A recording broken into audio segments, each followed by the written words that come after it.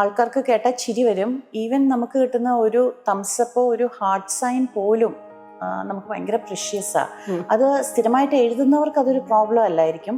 പക്ഷെ എഴുതാതെ ഇരുന്ന് ഇനി ഒരിക്കലും എഴുതില്ല എന്ന് തോന്നിയ ഒരവസ്ഥയിൽ നിന്ന് പിന്നെ നമ്മൾ എഴുതി ഒരു ബുക്ക് ഇറക്കുമ്പം അത് ഭയങ്കര പ്രഷ്യസാണ്. പവർഫുൾ വുമൺ ആയിരുന്നു. Powerful at the same time mysterious. എല്ലാ ദിവസവും പത്രത്തിൽ ഇന്ദിരാഗാന്ധി.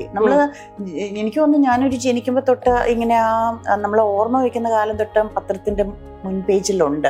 പക്ഷെ വെൻ ഐ റോട്ട് ഇറ്റ്, നമ്മളിങ്ങനെ നമ്മളെ കഥ കൊണ്ടുപോകുക എന്ന് പറയത്തില്ലേ, അങ്ങനെ കൊണ്ടുപോയതാ. അത് ഞാനാണെങ്കിൽ ഞാനത് ചെയ്യില്ല, പക്ഷെ എന്നാ ഞാൻ അവിടെ അത് ചെയ്തിട്ടുമുണ്ട്. ഏത് നാടും നമുക്ക് പ്രിയപ്പെട്ടതാവുന്ന അവിടെ ഫ്രണ്ട്സ് ഉണ്ടാവുമ്പോഴാണ്. ഫ്രണ്ട്സ് ഇല്ലെങ്കിൽ നമുക്ക് ഒരു നാടും പ്രിയപ്പെട്ടതല്ല. അതായത് ഒരാളോട് നമ്മൾ അയാൾക്ക് മനസ്സിലാകുന്ന ഒരു ഭാഷ സംസാരിച്ചാൽ അത് തലയിലേക്ക് എടുക്കും അയാള്. പക്ഷെ നമ്മൾ അയാളോട് മാതൃഭാഷയിൽ സംസാരിക്കുകയാണെങ്കിൽ അത് അവർ ഹൃദയത്തിലേക്ക് എടുക്കും. തെറാപ്പിക്ക് വേറൊരു വീട്ടിൽ പോകുന്ന ഒരു വീട്ടില് അവരുടെ ഭർത്താവ് ഭയങ്കര ഫുഡ് ഫെറ്റിഷിസമാണ്. എന്നിട്ട് അതിന്റെ കുറെ ഇൻസിഡൻസ് ഒക്കെ എന്നെ പറഞ്ഞു കേൾപ്പിച്ചു. അപ്പൊ എനിക്കത് ഭയങ്കര ഇപ്പൊ കോളേജിലൊക്കെ പഠിക്കുമ്പം ഈ ഫ്രണ്ട്സ് ബോയ്സ് ഇങ്ങനെ പറയുന്ന കേട്ടിട്ടുണ്ട്, അവരൊരു പെൺകുട്ടിയെ കണ്ട ആദ്യം കാലിലേക്കാണ് നോക്കുന്നതെന്നൊക്കെ കേട്ടിട്ടുണ്ട്. എഴുതുന്നത് ഭയങ്കര ഇഷ്ടമാണ്. എഴുതുന്നത് ഇങ്ങനെ ഒരു ഭയങ്കര ആനന്ദമാണ്. ഫസ്റ്റ് ഡ്രാഫ്റ്റ് തീരുന്ന അങ്ങനെ അവസാനത്തെ ഇതും കൂടെ എഴുതി ഒരു വര ഇട്ട ശുഭം എന്ന് എഴുതും ഞാന്.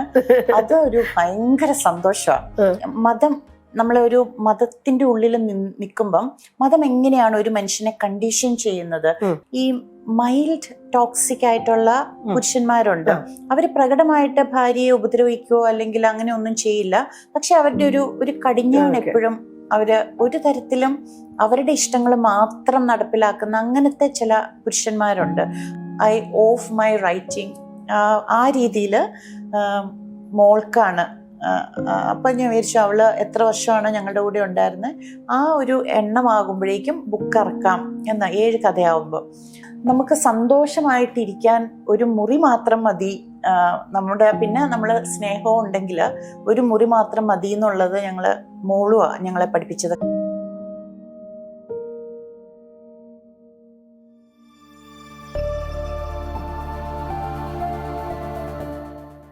പ്രിയയുടെ ആദ്യത്തെ കഥാസമാഹാരം പുറത്തു വന്നിരിക്കുക, മാണിയും ഇന്ദിരാഗാന്ധി.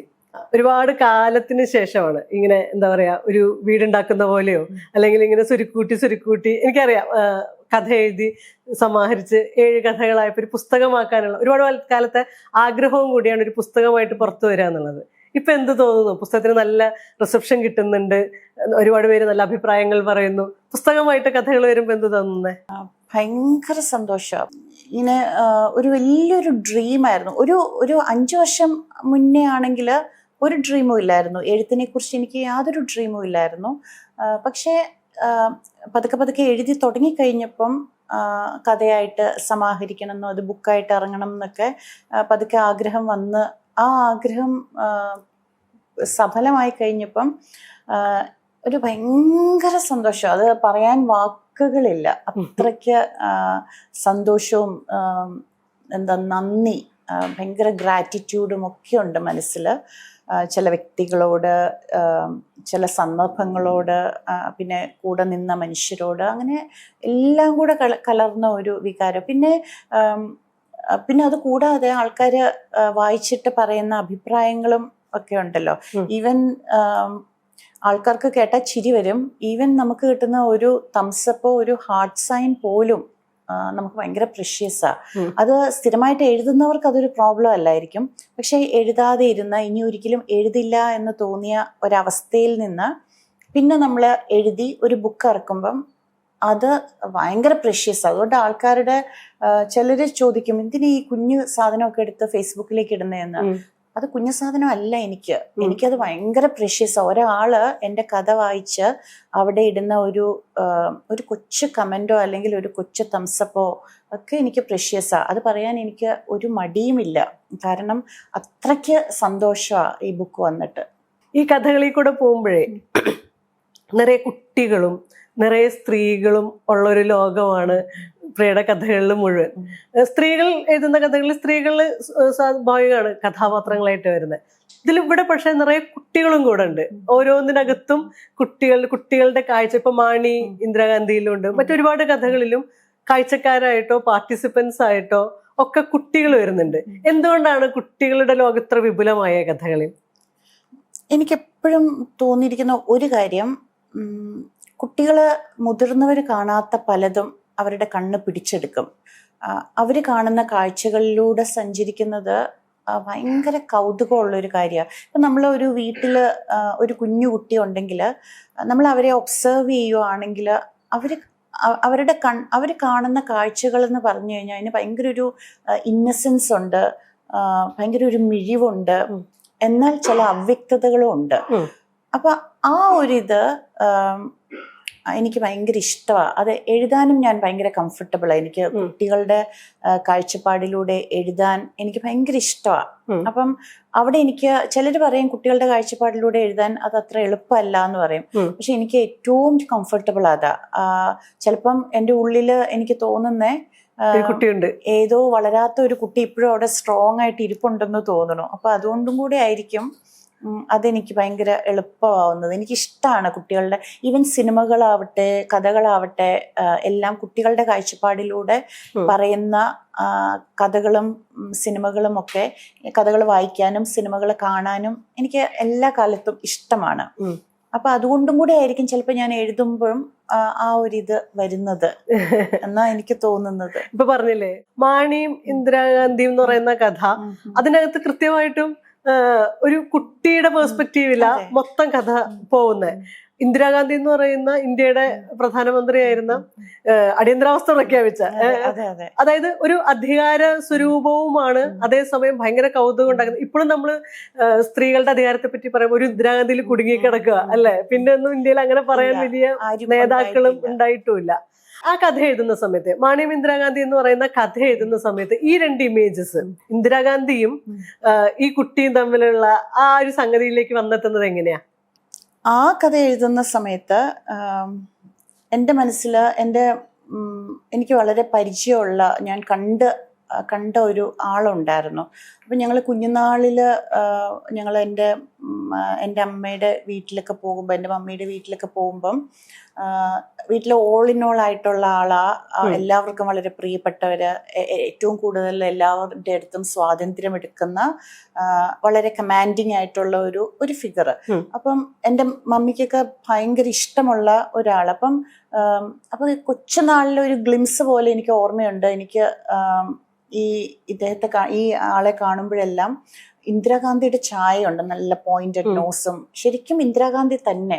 അപ്പം ഞാനത് വീട്ടിലൊക്കെ ഞങ്ങള് പറഞ്ഞിട്ടുണ്ട്. അപ്പൊ പറയുമ്പം എല്ലാരും കിടന്ന് ചിരിക്കുകയും ഒക്കെ ചെയ്യുന്നത്. അപ്പം കഥ എഴുതാനായിട്ട് ഇരുന്നപ്പം അവിടെ നിന്നാണ് അതിന്റെ ഒരു സ്പാർക്ക് വരുന്നത്. ആ സ്പാർക്കിൽ നിന്ന് പിന്നെ കഥ ബാക്കി എലമെന്റ്സും ബാക്കി ഒരു കഥയൊക്കെ അതിലേക്ക് വെക്കുക ചെയ്യുന്നത്. അപ്പം നമുക്ക് ഭയങ്കര ഇഷ്ടമുള്ള ആൾക്കാരെ, അല്ലെങ്കിൽ നമ്മളിങ്ങനെ ലൈഫ് ഇപ്പൊ ഇങ്ങനെ കണ്ണടച്ചിങ്ങനെ ഇരിക്കുമ്പോൾ ഒരു ഫ്ലാഷ് ബാക്ക് പോലെ നമ്മുടെ മുന്നിൽ വരുമ്പം എല്ലാ മൊമെന്റ്സും ഒന്നും നമുക്ക് ഓർമ്മയുണ്ടാവില്ല. പക്ഷെ ചില മനുഷ്യര്, ചില സന്ദർഭങ്ങള് ഒക്കെ കണ്ണടച്ചിരിക്കുമ്പോൾ നമ്മുടെ മുന്നിലേക്ക് വരുമ്പം ദാറ്റ് ഡിമാൻഡ്സ്, ആ ആൾക്കാരും ആ സന്ദർഭങ്ങളും അവര് രേഖപ്പെടുത്തപ്പെടണം എന്ന് അവര് നമ്മളോട് ആവശ്യപ്പെടുന്ന പോലെ എനിക്ക് തോന്നുന്നത്. അപ്പൊ ഞാൻ കണ്ണടച്ചിരുന്ന് ആലോചിച്ചപ്പം എന്റെ മനസ്സിലൂടെ കടന്നുപോയ സംഗതികളെല്ലാം ഈ കഥയ്ക്കകത്ത് വന്നിട്ടുണ്ട്. മാണി ഇന്ദിരാഗാന്ധിയിലും ആൻ ക്ലെയിൻ ജാക്കറ്റിലും അതുപോലെ ഗുർജറി ബാഗിലും എല്ലാം അങ്ങനെ ഞാൻ വന്നിരിക്കുന്നത്. അപ്പൊ ഇത് മാണിക്ക് ഇന്ദിരാഗാന്ധിയോടുള്ള ചായ കണ്ടുകൊണ്ട് തന്നെ ഞാൻ പേരും ഞാൻ മാറ്റിയില്ല. മാണിന്ന് തന്നെയായിരുന്നു പേര്. അപ്പൊ ഞാൻ വിചാരിച്ചു, കാരണം എന്റെ മമ്മി ഞാൻ ഇപ്പോഴും ഓർക്കുന്നുണ്ട്, മമ്മി ഒരാഴ്ചയോളം മാണി മരിക്കുമ്പം കരഞ്ഞിരിക്കുന്നതൊക്കെ എന്റെ മനസ്സിലെ ഓർമ്മയിലുണ്ട്. അപ്പം I wanted money to be immortal in my own small way. ഞാൻ അത്ര വലിയൊരു എഴുത്തുകാരി ഒന്നും അല്ല, എന്റെ ഫസ്റ്റ് കളക്ഷനേ ഉള്ളൂ. പക്ഷെ എനിക്ക് എൻ്റെതായ രീതിയിൽ അവർക്ക് ഇത്തിരി അനശ്വരത കൊടുക്കാം എന്ന എൻ്റെ ഒരു അത്യാഗ്രഹം, അത് മാത്രമേ ഞാൻ അവിടെ ചെയ്തിട്ടുള്ളൂ. അതാണ് ഞാൻ ഈ കഥകളിലെല്ലാം ചെയ്തിരിക്കുന്നത്. എനിക്ക് ഇഷ്ടമുള്ളവരെയൊക്കെ അതുണ്ട്. പ്രിയനെ അടുത്തറിയുന്ന പേഴ്സണലി പരിചയമുള്ള ആളുകൾക്ക് പ്രിയയുടെ ഒരുപാട് ആത്മാംശങ്ങൾ ഉള്ളതാണ് ഈ കഥകളിൽ നിന്നൊക്കെ മനസ്സിലാവും. ഇന്ദിരാഗാന്ധിയുടെ കാര്യം പറഞ്ഞപ്പോഴാ, ചെറുപ്പത്തിൽ ഇന്ദിരാഗാന്ധിയെ പ്രിയ എങ്ങനെയാ കണ്ടിട്ടുള്ളത്?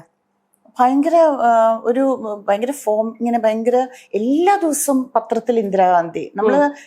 എനിക്ക് തോന്നുന്നു ഞാനൊരു ജനിക്കുമ്പോ തൊട്ട് ഇങ്ങനെ നമ്മളെ ഓർമ്മ വയ്ക്കുന്ന കാലം തൊട്ട് പത്രത്തിന്റെ മുൻ പേജിലുണ്ട്. അപ്പം she's A mystery, at the same time ഭയങ്കര ഒരു ആജ്ഞാശക്തിയും. ഇന്ദിരാഗാന്ധിയുടെ ഒരു പടം എനിക്ക് ഓർമ്മയുണ്ട്. ഇന്ദിരാഗാന്ധി ഇരിക്കുന്നു, ബാക്കി ചുറ്റും നേതാക്കന്മാരെല്ലാം ഇങ്ങനെ ചുറ്റും എഴുന്നേറ്റ് നിൽക്കുന്ന ഒരു പിക്ചർ. അത് ഭയങ്കര ഒരു പവർഫുൾ ഇത്. എൻ്റെ മനസ്സിൽ ഇപ്പോഴും ആ ബ്ലാക്ക് ആൻഡ് വൈറ്റ് ചിത്രമുണ്ട്. അപ്പം ഇന്ദിരാഗാന്ധി, ഓഫ് കോഴ്സ് ഇന്ദിരാഗാന്ധി ഒത്തിരി അടിയന്തരാവസ്ഥ കാലത്ത് നമുക്കറിയാം ഒത്തിരി ആൾക്കാരുടെ ശാപം പിടിച്ചു പറ്റിയിട്ടുണ്ട് ആ സമയത്തെ ചെയ്തികളും. പക്ഷെ അതിനെല്ലാം ഉപരിയായിട്ട് ഒരു പവർഫുൾ വുമൺ ആയിരുന്നു. Powerful at the same time mysterious, ഒരു ലെവൽ ഓഫ് മിസ്റ്ററി. ഇപ്പൊ ഞാനൊക്കെ അന്ന് കുട്ടിയായിട്ടിരിക്കുമ്പം എന്നെയൊക്കെ സംബന്ധിച്ച് ഒരു ഭയങ്കര ഫാസിനേഷൻ ഉണ്ടായിരുന്നു. അപ്പൊ ആ ഫാസിനേഷനിൽ നിന്നാണ് അങ്ങനെ ഒരു ഇത് അങ്ങനെ. പിന്നെ ഇവർക്ക് ഈ ചായയും കൂടെ ഉള്ളത് കൊണ്ട്, ചായ ഉണ്ടായിരുന്നോ എന്ന് സത്യം പറഞ്ഞാൽ എനിക്ക് അറിഞ്ഞൂടെ. ഇപ്പൊ ഞാൻ ആലോചിക്കുമ്പോ മാണിക്ക് ഉണ്ടായിരുന്നോ എന്നൊക്കെ. പക്ഷെ നമ്മുടെ കുട്ടി മനസ്സ് അങ്ങനെയൊക്കെ അങ്ങ് ചിന്തിക്കുകയാണ്. എന്താ വിളിച്ചിരുന്നത് മാണീനെ? എന്താ വിളിച്ചിരുന്നത്? അത് മാണീന്ന് തന്നെയായിരുന്നു. എനിക്കിപ്പോ ആലോചിക്കുമ്പം അതൊക്കെ പൊളിറ്റിക്കലി ഇൻകറക്റ്റ് ആണ്. ശരിക്കും നമ്മൾ അങ്ങനെ വിളിക്കാൻ പാടില്ല. പക്ഷെ എല്ലാവരും അങ്ങനെ വിളിച്ചിരുന്ന, ഞങ്ങളും അങ്ങനെ വിളിച്ചിരുന്ന, ആരും തിരുത്തിയിട്ടില്ല അത്. പ്രായത്തിൽ മൂത്ത ഒരാളെ അങ്ങനെയല്ല വിളിക്കേണ്ടതെന്ന്. ആ കഥയിലെ ഒരു ക്രിസ്ത്യൻ പശ്ചാത്തലത്തിൽ വരുന്ന ആളുകളുടെ, വിശ്വാസികളായ ആളുകളുടെ ചില പാപബോധങ്ങളുണ്ട്. ആ പാപബോധത്തിൽ അബോർഷൻ എന്ന് പറയുന്ന ഒരു സംഗതി, അതിനെ ബ്രേക്ക് ചെയ്യാനുള്ള ഒരു ശ്രമം ഭയങ്കര സട്ടിലായിട്ടാണെന്നുണ്ടെങ്കിലും, ഇന്ദിരാഗാന്ധിയും ഒക്കെ ഇങ്ങനെ ഭയങ്കര പ്രോമിനന്റ് ആയിട്ട് കൊണ്ടുവരുന്നുണ്ടെങ്കിലും, അബോർഷൻ എന്ന് പറയുന്ന ഒരു സംഗതിയെ സെറ്റിലായി ഒരു സ്ത്രീയുടെ സ്വയം നിർണയാവകാശം എന്നൊക്കെ പറയുന്നത് പോലെ അങ്ങനെ സ്ഥാപിച്ചെടുക്കാൻ ശ്രമിക്കുന്നുണ്ട്. ഇത് എപ്പോഴെങ്കിലും ഒരു കോൺഫ്ലിക്റ്റ് ആയിട്ട് തോന്നിയിട്ടുണ്ടോ, സഭ വിശ്വാസവും ഇതും തമ്മിലുള്ള? തീർച്ചയായിട്ടും ഞാൻ എന്ന വ്യക്തി, ഞാൻ ഒരിക്കലും അബോർഷനെതിരാണ്. അതൊരിക്കലും ഞാൻ എനിക്ക് അറിയാവുന്നവരോടോ അങ്ങനെയൊന്നും ഞാൻ ഒരിക്കലും അത് ചെയ്യണം എന്ന് ഞാൻ പറയില്ല. അങ്ങനെയുള്ള ഞാനാണ് കഥയിൽ അങ്ങനെ എഴുതിയിരിക്കുന്നത്. അത് എനിക്ക് തന്നെ അത് ഭയങ്കരമായ ഒരു പക്ഷെ വെൻ ഐ റോട്ട് ഇറ്റ്, നമ്മളിങ്ങനെ നമ്മളെ കഥ കൊണ്ടുപോകുക എന്ന് പറയത്തില്ലേ, അങ്ങനെ കൊണ്ടുപോയതാ. അത് ഞാനാണെങ്കിൽ ഞാനത് ചെയ്യില്ല. പക്ഷെ എന്നാ ഞാൻ അവിടെ അത് ചെയ്തിട്ടുമുണ്ട്. അപ്പൊ എനിക്ക് ഓരോ തവണ ആ ഭാഗം വായിക്കുമ്പോൾ ഞാൻ വിചാരിക്കും, ഇതിനൊരു തുടർച്ച എഴുതുവാണെങ്കിൽ ചിലപ്പം ഓപ്പറേഷൻ ടേബിളിൽ നിന്ന് ഷീ വുഡ് ഹാവ് അവിടെ നിന്ന് എഴുന്നേറ്റ് അബോർഷൻ ചെയ്യാതെ പോകുമായിരിക്കും. അങ്ങനെയായിരിക്കും ഞാനത് എഴുതുക. അതുകൊണ്ട് തന്നെ ഞാൻ എൻ്റെ കഥയെ ഇതിന്റെ ഒരു ഗ്ലിംസ് മാത്രം എന്നേ ഞാൻ പറയുള്ളൂ. അതൊരു പൂർണ്ണമായ ഒരിതല്ല, അല്ലെങ്കിൽ പൂർണ്ണമായ ചിത്രമൊന്നുമല്ല. ഒരു ലൈഫിന്റെ ഒരു ഗ്ലിംസ് മാത്രം, ഒരു സന്ദർഭം മാത്രം. അതിങ്ങനെ കണ്ടിന്യൂ ചെയ്യുവാണ്. അവര് ഹോസ്പിറ്റലിൽ എത്തിയിട്ടില്ല, അവര് വണ്ടി പൊയ്ക്കൊണ്ടിരിക്കുന്നേ ഉള്ളൂ. അപ്പൊ അവിടെ വെച്ച് എന്താ സംഭവിക്കാം. അപ്പൊ അങ്ങനെയാണ് ഞാൻ അതിനെ കാണുന്നത്. പക്ഷെ എന്തുകൊണ്ടാണ് അത് എഴുതിയെന്ന് എനിക്ക് ആക്ച്വലി എന്നോട് പ്രിയ AS എന്നോട് പറഞ്ഞു, അത് വേണ്ടായിരുന്നു, എത്രയോ കുട്ടികള് എന്നുവെച്ചാൽ അത് വേണ്ടായിരുന്നു എന്ന് എന്നോട് പറഞ്ഞു.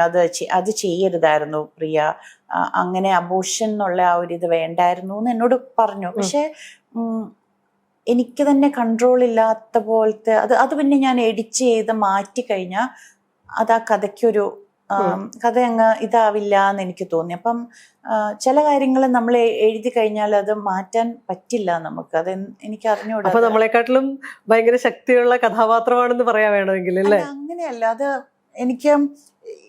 ഞാൻ വളർന്ന എൻ്റെ ചുറ്റുപാടും ഞാൻ വിശ്വസിക്കുന്ന എൻ്റെ കൺവിക്ഷൻസും വെച്ച് I shouldn't have written like that. അത് പക്ഷെ നമ്മൾ പേപ്പറും പേനയും ആയിട്ട് നമ്മൾ ഇരിക്കുമ്പം, അല്ലെങ്കിൽ ഇതുമായിട്ട് ഇങ്ങനെ എഴുതാനിരിക്കുമ്പം ഞാനും എൻ്റെ വിശ്വാസങ്ങളും അല്ല അവിടെ പ്രധാനം. അവിടെ ചിലപ്പം ഇപ്പം എൻ്റെ ആൻക്ലീൻ ജാക്കറ്റിലെ ലേഡി ഇറങ്ങി പോകില്ലായിരിക്കും. എൻ്റെ വിശ്വാസങ്ങളൊക്കെ അനുസരിച്ചാണെങ്കിൽ ചിലപ്പം അവിടെ തന്നെ നിൽക്കേണ്ടതാണ്. കോംപ്രമൈസ് ചെയ്യും.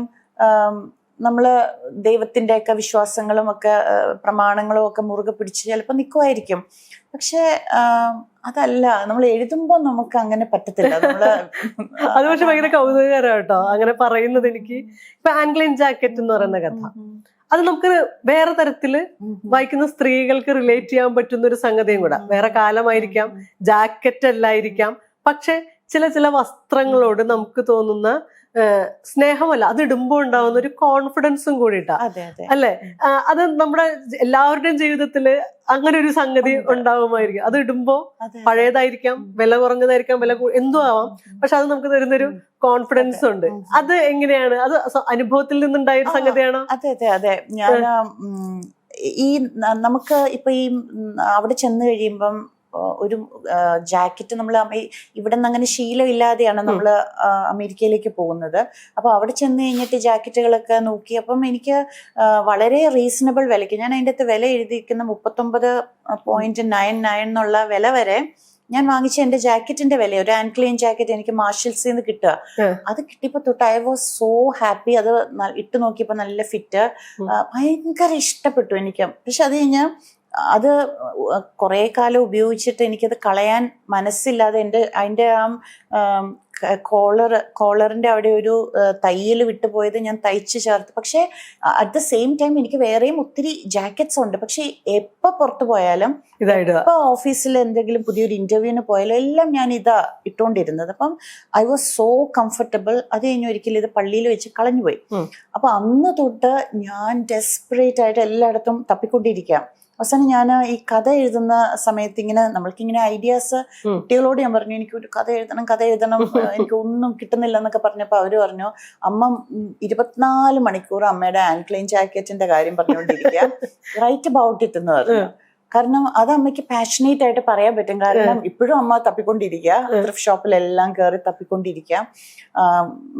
ആൻക്ലൈൻ കമ്പനിക്ക് കത്തെഴുതി ഇതെല്ലാം ചെയ്തിട്ടും കിട്ടുന്നില്ല. അപ്പം there is a story there എന്ന് പറഞ്ഞു. അപ്പൊ ഞാൻ വിചാരിച്ചു അത് നല്ലതാണല്ലോ. കാരണം അത് ഞാൻ വളരെ വോക്കലാണ് അതിനെപ്പറ്റി. ഭയങ്കര എപ്പോഴെങ്കിലും ഒരു ജാക്കറ്റ് പുതിയത് വാങ്ങിച്ചു കഴിഞ്ഞിട്ട് ഞാൻ പറയോ ഇതെന്റെ ജാക്കറ്റ് അല്ല, this is not my jacket എന്ന്. അപ്പം അങ്ങനെ ഇപ്പൊ എന്റെ ക്ലോസറ്റില് ഇഷ്ടം പോലെ ജാക്കറ്റ്സ് ഉണ്ട്, പക്ഷെ ഒന്നും എനിക്കിടാൻ ഇഷ്ടമില്ല. അപ്പം എത്ര വർഷം മുൻപ് അത് പോയേ? ഒരു കുട്ടികള് ഞങ്ങൾ പള്ളിയിൽ വെച്ചാണ് അത് പോയത്. അത് ഇപ്പൊ കുറെ വർഷമായി. പക്ഷെ ഇപ്പോഴും എന്താ പറയാ, ഞാന് മോൺ ചെയ്യാന്ന് പറയത്തില്ല, എനിക്ക് ഭയങ്കര ബുദ്ധിമുട്ടാ ആ ജാക്കറ്റ് ഇല്ലാതിരുന്നിട്ട്. ഇപ്പോഴും എനിക്ക് പറയാൻ വാക്കുകളില്ലാതെ. എനിക്ക് വേണേ അതിനെപ്പറ്റി ഒരു നോവൽ തന്നെ എഴുതാം ജാക്കറ്റിനെ കുറിച്ച്. അപ്പം അപ്പോഴാണ് അവരങ്ങനെ കുട്ടികളങ്ങനെ പറഞ്ഞപ്പോ ഞാൻ വിചാരിച്ചു അത് ശരിയാണല്ലോ, നമുക്ക് ഭയങ്കര ഇതായിട്ട് തോന്നുന്നതിനെ കുറിച്ചാണല്ലോ എഴുതണ്ടേ. അപ്പൊ അങ്ങനെയാണ് അതിലേക്കൊരു കഥ എടുത്തു വെക്കുക ചെയ്തത്. ഞാൻ എന്റെ അവസ്ഥയിലേക്ക് ഞാനൊരു കഥ ആഡ് ചെയ്തു. അപ്പൊ അത് അങ്ങനെയാണ് ആ കഥ വന്നത്. അങ്ങനെ ഒരു ഉടുപ്പിനകത്തേക്ക് നമ്മൾ ഇറങ്ങി നിൽക്കുന്ന സമയത്ത് എന്ത് തരം കോൺഫിഡൻസ് അത് ഉണ്ടാക്കിയിരുന്നത്? അയ്യോ അത് ഭയങ്കര കോൺഫിഡൻസാ മനീലയ്ക്ക് അങ്ങനെ ഒരു എക്സ്പീരിയൻസ് ഇല്ല. മനീലയ്ക്ക് ഇഷ്ടമുള്ള വേഷം, കോൺഫിഡൻസ് തരുന്ന വേഷം. ഈ ഡ്രസ്സിൽ മനീല കോൺഫിഡന്റ് അല്ല. എനിക്ക് ഇങ്ങനത്തെ ഡ്രസ്സുകള് കോൺഫിഡന്റ് അല്ല, വേറൊരാളെ പോലെ എനിക്ക് തോന്നുന്നു.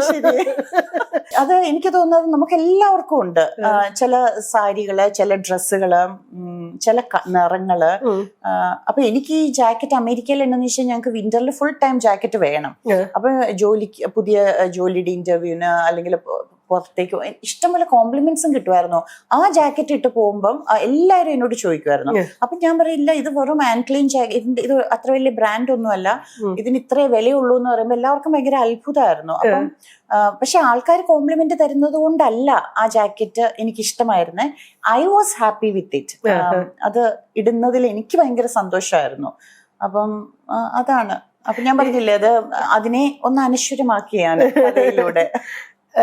ജീൻസിന്റെ പോക്കറ്റില് കൈയിട്ട് നടക്കുമ്പോ നമ്മൾ ആരുടെ കൈ പിടിച്ച് നടക്കുന്നത് പോലെ തോന്നുമെന്നുള്ളൊരു സംഗതിയുണ്ട്. അതെ അതെ, നമ്മൾ ആ കോട്ടിന്റെ പോക്കറ്റിലേക്ക് കൈയിട്ടൊക്കെ നടക്കുമ്പോൾ നമ്മൾ വി ആർ വെരി കോൺഫിഡന്റ്. പിന്നെ അമേരിക്ക പോലുള്ള ഒരു സ്ഥലത്ത് നമ്മൾ ആദ്യം ചെല്ലുമ്പം നമ്മൾ ഇന്ത്യയിൽ നിന്ന് പോകുവാണ്, നമ്മുടെ ആക്സെന്റ് വ്യത്യാസമുണ്ട്, അപ്പൊ അങ്ങനെയുള്ള ഒത്തിരി ഇൻസെക്യൂരിറ്റീസ് നമുക്കുണ്ട്. ഇവർ നമ്മളെ എങ്ങനെയാ കാണുന്നത്. പക്ഷെ ഈ ജാക്കറ്റ് ഒക്കെ ഇട്ട് അങ്ങ് പോകുമ്പം ഒരു ഭയങ്കര കോൺഫിഡൻസ് ആയിരുന്നു. ഇങ്ങനെ ഞാനും ഇവരിൽ ഒരാളാണ്, I'm not different from them എന്നൊക്കെ ഉള്ള ഒരു ഭയങ്കര കോൺഫിഡൻസ് നമുക്ക് വരുന്ന പോലെ. അപ്പം എൻ്റെ ആ ഒരു കോൺഫിഡൻസ് ബിൽഡ് ചെയ്യുന്നതിലും ഈ ജാക്കറ്റിന് ഒരു വലിയ പങ്കുണ്ടായിരുന്നു എന്ന് എനിക്ക് തോന്നുന്നു. യുഎസിൽ പോയിട്ടേ എത്ര കാലം എടുത്തു അവിടെ? ഇപ്പൊ പ്രിയയുടെ എഴുത്തിൽ വായിക്കുമ്പോഴും പ്രിയനെ അടുത്തറിയുമ്പോഴും അത് വേറെ ഒരു നാടാണെന്നോ ഇത് വേറെ ഒരു നാടാണെന്നോ അങ്ങനെ ഒരു ബോധം ഇല്ല. രണ്ടും സ്വന്തം നാട് എന്നുള്ള രീതിയിൽ തന്നെയാ എഴുത്തിലൊക്കെ ഉള്ളത്. എത്ര കാലം എടുത്തിട്ടാണ് അത് എന്റെ നാടായിട്ട് മാറിയത്? അവിടെ എത്തിക്കഴിഞ്ഞാൽ എനിക്ക് തോന്നുന്നത് ഏത് നാടും നമുക്ക് പ്രിയപ്പെട്ടതാവുന്നേ അവിടെ ഫ്രണ്ട്സ് ഉണ്ടാവുമ്പോഴാണ്. ഫ്രണ്ട്സ് ഇല്ലെങ്കിൽ നമുക്ക് ഒരു നാടും പ്രിയപ്പെട്ടതല്ല. അതിപ്പോ ഇന്ത്യയിൽ വന്നാലും ഇപ്പൊ ഞാൻ അവിടെ നിന്ന് ഇങ്ങോട്ട് വന്നു കഴിഞ്ഞിട്ട് എനിക്കിവിടെ ആരും ഇല്ല എന്നുണ്ടെങ്കിൽ ഇതെനിക്ക് വെറും ഒരു ടൂറിസ്റ്റ് പ്ലേസ് മാത്രം. പക്ഷെ അവിടെയും ചെന്ന ഉടനെ ഞങ്ങൾ കുറച്ച് ജോലി അല്ലെങ്കിൽ റോബിന്റെ കൺസൾട്ടിങ് ഇത് അങ്ങനെയൊക്കെ നമ്മൾ കുറച്ച് ഫ്രണ്ട്സ് ഒക്കെ ആവുന്ന ഒരു സമയം ഉണ്ടായിരുന്നു. അതുവരെ നമ്മൾ ഒരു ലോൺലിനെസ് ഉണ്ടായിരുന്നു. പക്ഷെ അത് മോമെന്റ് നമുക്കൊരു സർക്കിള്, നമ്മുടെ ഒരു കൊച്ചു ട്രൈബ് എന്നൊക്കെ പറയല്ലേ, നമ്മുടെ പോലത്തെ ഒരേപോലത്തെ, അത് ഒരു 3 വർഷമൊക്കെ ആയപ്പോഴേക്കും നമുക്ക് ആ ഒരു കൊച്ചു ഗ്രൂപ്പൊക്കെ ആയി തുടങ്ങിയപ്പോഴേക്കും അവിടെയും നമ്മുടെ നാടായി. പിന്നെ കുറച്ചും കൂടെ ജോലിക്കൊക്കെ പോയി കഴിഞ്ഞപ്പോഴേക്കും കുറച്ച് അമേരിക്കൻസും ഒക്കെ നമ്മുടെ ഫ്രണ്ട്സായി. അങ്ങനെ അമേരിക്കൻസിന്റെയും മറ്റ് രാജ്യക്കാരുടെയും ഒരു ഗ്രൂപ്പൊക്കെ ആയി കഴിഞ്ഞതോടെ നമുക്ക് എല്ലാം നമുക്ക് മനസ്സിലാകും. അപ്പൊ പിന്നെ നമ്മുടെ ആൾക്കാരെ നമുക്ക് കുറച്ചും കൂടെ പ്രിഷ്യസ് ആയി മാറും. കാരണം എത്ര നമ്മൾ അവരുടെ ഒപ്പം ബ്ലെൻഡ് ചെയ്യാൻ നോക്കിയാലും നമ്മുടെ ഭാഷ സംസാരിക്കുന്നവരോട് നമുക്ക് തോന്നുന്ന ഒരു ഭയങ്കര ഇഷ്ടമുണ്ട്. ഇപ്പൊ കഴിഞ്ഞ ദിവസം ലോക ഭാഷാ ദിനത്തിന്റെ ഞാൻ ചുമ്മാ ഇങ്ങനെ ഒന്ന് നോക്കുമായിരുന്നു. അപ്പം നെൽസൺ മണ്ടേല പറഞ്ഞിരിക്കുന്ന ഒരു വാചകം ഞാൻ കണ്ടു, ഈ ചുമ്മാ ഇത് ഓൺലൈനായിട്ട്. അതായത് ഒരാളോട് അയാൾക്ക് മനസ്സിലാകുന്ന ഒരു ഭാഷ സംസാരിച്ചാൽ അത് തലയിലേക്ക് എടുക്കും അയാള്. പക്ഷെ നമ്മൾ അയാളോട് മാതൃഭാഷയിൽ സംസാരിക്കുകയാണെങ്കിൽ അത് അവര് ഹൃദയത്തിലേക്ക് എടുക്കും.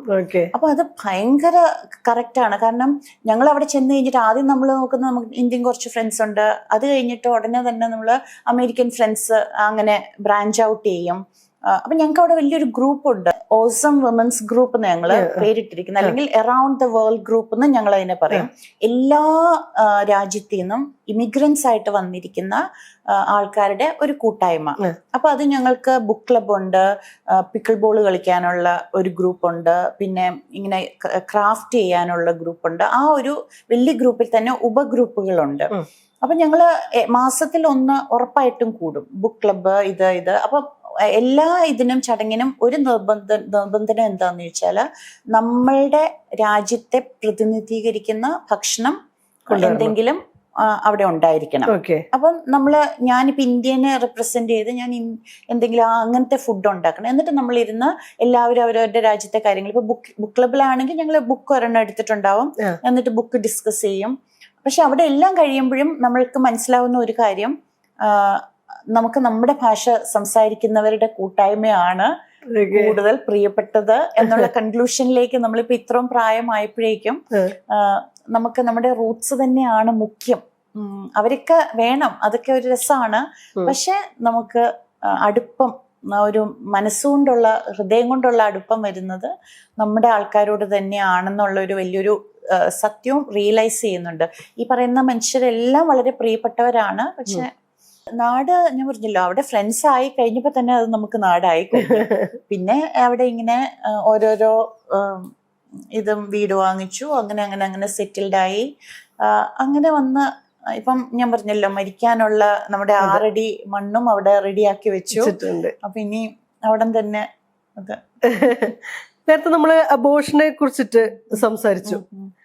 ഒരു ക്രിസ്ത്യൻ പശ്ചാത്തലത്തിൽ വരുമ്പോൾ അത് എത്രത്തോളം പാപബോധം ഉണ്ടാക്കുന്നു എന്നുള്ളത്. കാറൽ മാർക്സ് ചരിതം എന്ന് പറയുന്ന കഥയ്ക്കകത്ത് ആ ഒരു പ്രദേശത്തെ, അതായത് തെക്കോട്ടുള്ള ഒരു ക്രിസ്ത്യൻ കമ്മ്യൂണിറ്റിക്കകത്ത് കമ്മ്യൂണിസ്റ്റ് പാർട്ടിയും കമ്മ്യൂണിസ്റ്റ് ചിന്തകളും എത്രത്തോളം എന്താ പറയാ ദൈവവിരുദ്ധമായിരുന്നു അല്ലെങ്കിൽ വിശ്വാസവിരുദ്ധമായിരുന്നു എന്നുള്ളതിന്റെ ഒരു വലിയ അങ്ങനെ ഒരു കുടുംബത്തിൽ ഉണ്ടായിരുന്ന ആള് കുറിച്ചിട്ടുള്ള ഒരു സംഗതി ആയിരിക്കുമല്ലോ അല്ലെ ജോസേട്ടൻ.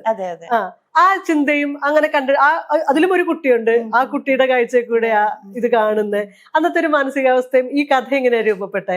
ആ കഥയും ഇതുപോലെ എൻ്റെ അമ്മയുടെ വീട്ടിലുള്ള ഒരു അനുഭവത്തിൽ നിന്ന് വന്ന കഥയാ.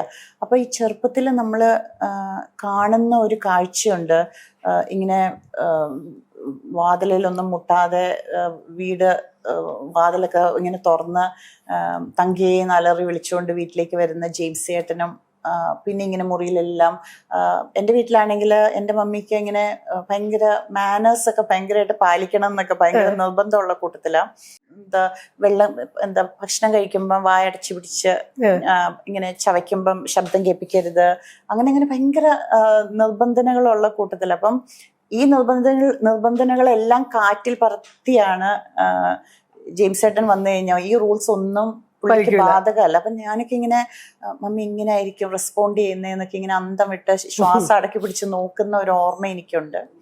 പിന്നെ ഞങ്ങളുടെയൊക്കെ കുടുംബങ്ങളില് കമ്മ്യൂണിസം പിശാചിന്റെ ഒരു പ്രത്യേക ഇതാണ്, ദൈവവിരുദ്ധമാണെന്നൊക്കെ ഉള്ള ഒരു ഭയങ്കര ഇത് നമ്മൾ കേട്ടാ വളർന്ന്. അപ്പം ഈ വെന്തിങ്ങും രാത്രി കട്ടിലിന്റെ 4 വശത്തും കുരിശ് വരച്ച് പിന്നെ വെന്തിങ്കം കഴുത്തേലിട്ട് കഴിഞ്ഞാൽ പൈശാചിക ശക്തികളിൽ നിന്ന് മോചനം നേടാം, കൊന്ത, അപ്പൊ അങ്ങനെയൊക്കെ ഉള്ള ആയുധങ്ങളൊക്കെ ആയിട്ടാണ് നമ്മളിങ്ങനെ റെഡി ആയിട്ടാ നടക്കുന്നത്. അപ്പൊ അതൊക്കെ എഴുതാൻ നമുക്ക് ഒരു ബുദ്ധിമുട്ടും ഇല്ല, കാരണം നമ്മൾ അനുഭവങ്ങളായിട്ടുള്ളത് നമ്മൾ കാണുന്നതാണ്. പക്ഷെ അതിനപ്പുറം നമ്മുടെ എല്ലാ ഉള്ളില് എനിക്കൊക്കെ തോന്നിയിരുന്നൊരു അലിവുണ്ട്. ഈ ജോസിയേട്ടൻ എന്ന ക്യാരക്ടർ ആ ഒരു ആളോട് തോന്നിയിരിക്കുന്ന ഒരു അലിവും, കാരണം അദ്ദേഹത്തിന്റെ നന്മയും ഒക്കെ കണ്ടിട്ട് തോന്നിയിരിക്കുന്ന ഒരു അലിവുണ്ട്. അപ്പം അതാണ് ഞാൻ ഇതിന്റെ അകത്ത്. അന്ന് ഈ സംശയങ്ങൾ ഉണ്ടായിരുന്നോ? അന്ന് ഉണ്ടായിരുന്നു. കാരണം ഇദ്ദേഹം അന്നത്തെ കാലത്ത് കേരള സ്റ്റേറ്റിലെ ഏതാണ്ട് ഇത്രാമത്തെ അങ്ങനത്തെ റാങ്ക് ഹോൾഡർ ഒക്കെ ആയിരുന്നു. അപ്പം ഭയങ്കര പഠിക്കുന്ന. അപ്പൊ ഞാന് ജെയിംസ് ചേട്ടനെ പറ്റി എഴുതാനായിട്ട് ഇരിക്കുന്ന സമയത്ത് അപ്പോഴേക്കും മമ്മി മരിച്ചു പോയായിരുന്നു. അപ്പം മമ്മിക്ക് അറിയാവുന്ന പോലെ വേറെ ആർക്കും അറിയില്ല. മമ്മിയായിരുന്നു ജെയിംസ് ചേട്ടനോട് ഏറ്റവും കൂട്ട്. അപ്പൊ ഞാൻ എൻ്റെ വേറൊരു അങ്കിളിനോട് വിളിച്ച് ചോദിച്ചു. ആ അങ്കിള് മിന്നസോട്ടയിലെ തൊറാസിക് സർജനാ, ഈസ് എ വെരി അക്കംപ്ലിഷ്ഡ്. അപ്പൊ എന്നോട് ബേബി അങ്കിളിനെ ഞങ്ങൾ വിളിക്കുന്നത്. ബേബി അങ്കിൾ എന്നോട് പറഞ്ഞു, പ്രിയ പറഞ്ഞാൽ വിശ്വസിക്കില്ല, ഞാനൊക്കെ ജെയിംസ് ചേട്ടന്റെ ആരാധകരായിരുന്നു, ഞങ്ങൾക്കൊക്കെ വലിയ ഹീറോ വേർഷിപ്പ് ആയിരുന്നു ജെയിംസ് ചേട്ടനോടെന്ന്. അപ്പൊ അങ്ങനെയുള്ള ജെയിംസ് ചേട്ടനാണ് അവസാനം ഒന്നുമല്ലാതെ ഫാമിലി സർക്കിളിലും ഒക്കെ ഇങ്ങനെ ഉണ്ടല്ലോ ഒരു വിലയില്ലാതെ. അപ്പൊ ഞാൻ എപ്പോഴും വിചാരിക്കും ഈ ആദർശത്തിന്റെ പുറകെ പോയിട്ട് പദവികൾ കിട്ടുന്നവര് മുന്നോട്ട് വരും. ആ പദവികൾ കിട്ടുന്നവരും ഇപ്പൊ ജെയിംസ് ചേട്ടന്റെ സ്ഥലം മുഴുവൻ, വീതം കിട്ടിയ സ്ഥലം മുഴുവൻ പാർട്ടിക്ക് വേണ്ടി എഴുതി കൊടുത്തു. അതിൽ പറയുന്നുണ്ടല്ലേ? അതെ, ഇതെല്ലാം കൊടുത്തിട്ട് എന്ത് പ്രയോജനം ഉണ്ടായി എന്നാണ് എല്ലാരും ചോദിക്കുന്നത്. കാരണം പദവികളും കിട്ടിയില്ല. പിന്നെ ജെയിംസ് ചേട്ടനൊക്കെ അന്നൊരു അറിഞ്ഞൂടാ അതൊക്കെ ഉള്ളതാണോ, മെസ്സഞ്ചർ ബോയ്സ് ആയിട്ട് അപ്പം അങ്ങനെയൊക്കെ പോകുന്നുണ്ടായിരുന്നു എന്നുള്ളത് എല്ലാവർക്കും അറിയാം. ആ സമയത്ത് പോലീസൊക്കെ ഭയങ്കരമായിട്ട് അന്വേഷിക്കുന്ന സമയത്ത് ഇവരൊക്കെയാണ് ഇങ്ങനെ കത്തുകളുമായിട്ട് ഇവർ കൊടുത്തുവിടുന്ന ഏതോ കൊച്ചു കടലാസിലൊക്കെ എഴുതിയ ഒരു വാക്കുകളൊക്കെ എഴുതിയ ഓരോ ഇതൊക്കെ ആയിട്ട് പോകുന്ന അത്ര. അപ്പം ഇതൊക്കെ ഫാമിലിയിൽ എല്ലാവരും പറയുന്നത് കേട്ടിട്ടുണ്ട്. അപ്പൊ അതെല്ലാം കഴിഞ്ഞു കഴിഞ്ഞിട്ട് he was a nobody, he died as a nobody. അപ്പൊ അത് നമുക്ക് പക്ഷെ എന്നാൽ അറ്റ് ദ സെയിം ടൈം അന്ന് ഇവരെല്ലാം ഒരു റോളുണ്ട്. ഇന്നിപ്പോ കേരളം പോലുള്ള ഒരു സംസ്ഥാനത്തില് പല ലെവലിലുള്ള പല ജാതിയിലുള്ള മനുഷ്യര് അനുഭവിക്കുന്ന ഒരു ഈക്വാളിറ്റി എന്ന് പറയുന്ന ഒരു സംഭവത്തിലേക്ക് നമ്മൾ എത്തിച്ചേർന്നത് ഇവരെല്ലാം ചെയ്ത. അപ്പൊ അവിടെ ജോസിയേട്ടൻ എന്ന് പറയുന്ന ക്യാരക്ടറിനും ഹി ഹാഡ് എ റോൾ, ഒരു ചെറിയതെങ്കിലും ഒരു റോൾ ഉണ്ടായിരുന്നു. പക്ഷെ അതുകൊണ്ട് പുള്ളി എന്ത് നേടിയെന്ന് ചോദിച്ചാല് ഇന്നത്തെ സമൂഹത്തിന്റെ ആ ഒരു സക്സസ് എന്നുള്ള ഒരു മീറ്ററോ അല്ലെങ്കിൽ ഒരു മാനദണ്ഡം വെച്ച് നോക്കുമ്പം ഒന്നും നേടിയില്ല എന്നാണ് പറയുന്നത്. അപ്പൊ അത് എനിക്കത് ഭയങ്കര ഒരു സങ്കടം ഉണ്ടാക്കുമായിരുന്നു, ഈ ഫാമിലി ഫങ്ഷൻസിനും ഒക്കെ ഉള്ള ആ ഒരു ഇതൊക്കെ. അപ്പൊ അത് അങ്ങനെ ഒന്ന് അതും എനിക്ക് എൻ്റെ മനസ്സിൽ ഞാൻ പറയില്ല, കണ്ണടച്ച് നമ്മളിങ്ങനെ ആലോചിക്കുമ്പം ഒത്തിരി മോമെന്റ്സ് ഉണ്ട് ഇങ്ങനെ. അപ്പൊ അത് എഴുതണം എന്ന് തോന്നിയതുകൊണ്ട് അങ്ങനെ എഴുതിയത്. അതിനകത്ത് മാർക്സിനെ പറയുന്നുണ്ട്, മൂലധനത്തെ കുറിച്ചിട്ട് പറയുന്നുണ്ട്, EMS ഒക്കെ ഓർക്കുന്നുണ്ട്. ചെറിയ ചെറിയ ഇതിൽ കൂടെ ആണെന്നുണ്ടെങ്കിൽ ഏതെങ്കിലും ഘട്ടത്തിലെ ആ ഒരു ഇടതുപക്ഷ അല്ലെങ്കിൽ കമ്മ്യൂണിസ്റ്റ് ആശയങ്ങളുടെ അടുത്തൊക്കെ ഇത്തരം പുസ്തകം, ഈ പ്രത്യേകിച്ച് ഇദ്ദേഹം എന്തായിരിക്കും അദ്ദേഹത്തെ ഒരു ഹീറോ ആയിട്ടും ഒക്കെ കാണുന്നുണ്ടല്ലോ ഉള്ളില്, അങ്ങനെ ആ ഒരു ലൈനിൽ ചിന്തിച്ചിട്ടുണ്ടോ? ഇല്ല, ഞാൻ ഒരിക്കലും ഞാൻ ഇവരുടെയൊക്കെ ബയോഗ്രഫി ഒക്കെ വായിച്ചിട്ടുണ്ടെന്നുള്ളതല്ലാതെ ഞാൻ ഇവരുടെ അങ്ങനത്തെ ആ കോർ ഫിലോസഫി ഒന്നും, ഞാൻ പഠിച്ചത് മഹാരാജാസില. എനിക്ക് ഏറ്റവും സങ്കടം തോന്നിയിരിക്കുന്ന ഒരു കാര്യം, മഹാരാജാസില് എന്താ സമരം ഒക്കെ വരുമ്പം ഈ കത്തി, വടിവാള് ഇങ്ങനെയുള്ള മാരകായുധങ്ങളുമായിട്ട് ഇറങ്ങാനായിട്ട് മുന്നിൽ ഇവർ നിർത്തുന്നത് സമൂഹത്തിൽ ഏറ്റവും താഴെ സാമ്പത്തികമായിട്ടൊക്കെ താഴ്ന്നു നിൽക്കുന്ന കുട്ടികളെയാണ്. അവരുടെ വീട്ടിലുള്ള പേരൻസ് എത്രത്തോളം പ്രതീക്ഷയോടെ ആയിരിക്കും ഈ കുട്ടികളെ കോളേജിലേക്ക് പറഞ്ഞയച്ചിട്ടുണ്ടാവുക. എന്നിട്ട് ആ നല്ല ആഠിത്യമുള്ള നേതാക്കന്മാര് അവരുടെ ആ സേഫ് പ്ലേസിലിരുന്ന് അവർക്ക് നിർദ്ദേശങ്ങൾ കൊടുക്കുന്നേ ഉണ്ടാവുള്ളൂ. മരിച്ചാല് ഈ കുട്ടികളാണ് മരിക്കുന്നത്. അതിൻ്റെ അകത്തൊരു വലിയ അനീതിയുണ്ട്. അതെനിക്ക് എന്നെ എല്ലാ കാലത്തും ഞാൻ മഹാരാജാസിൽ 2 വർഷം പഠിച്ചത്.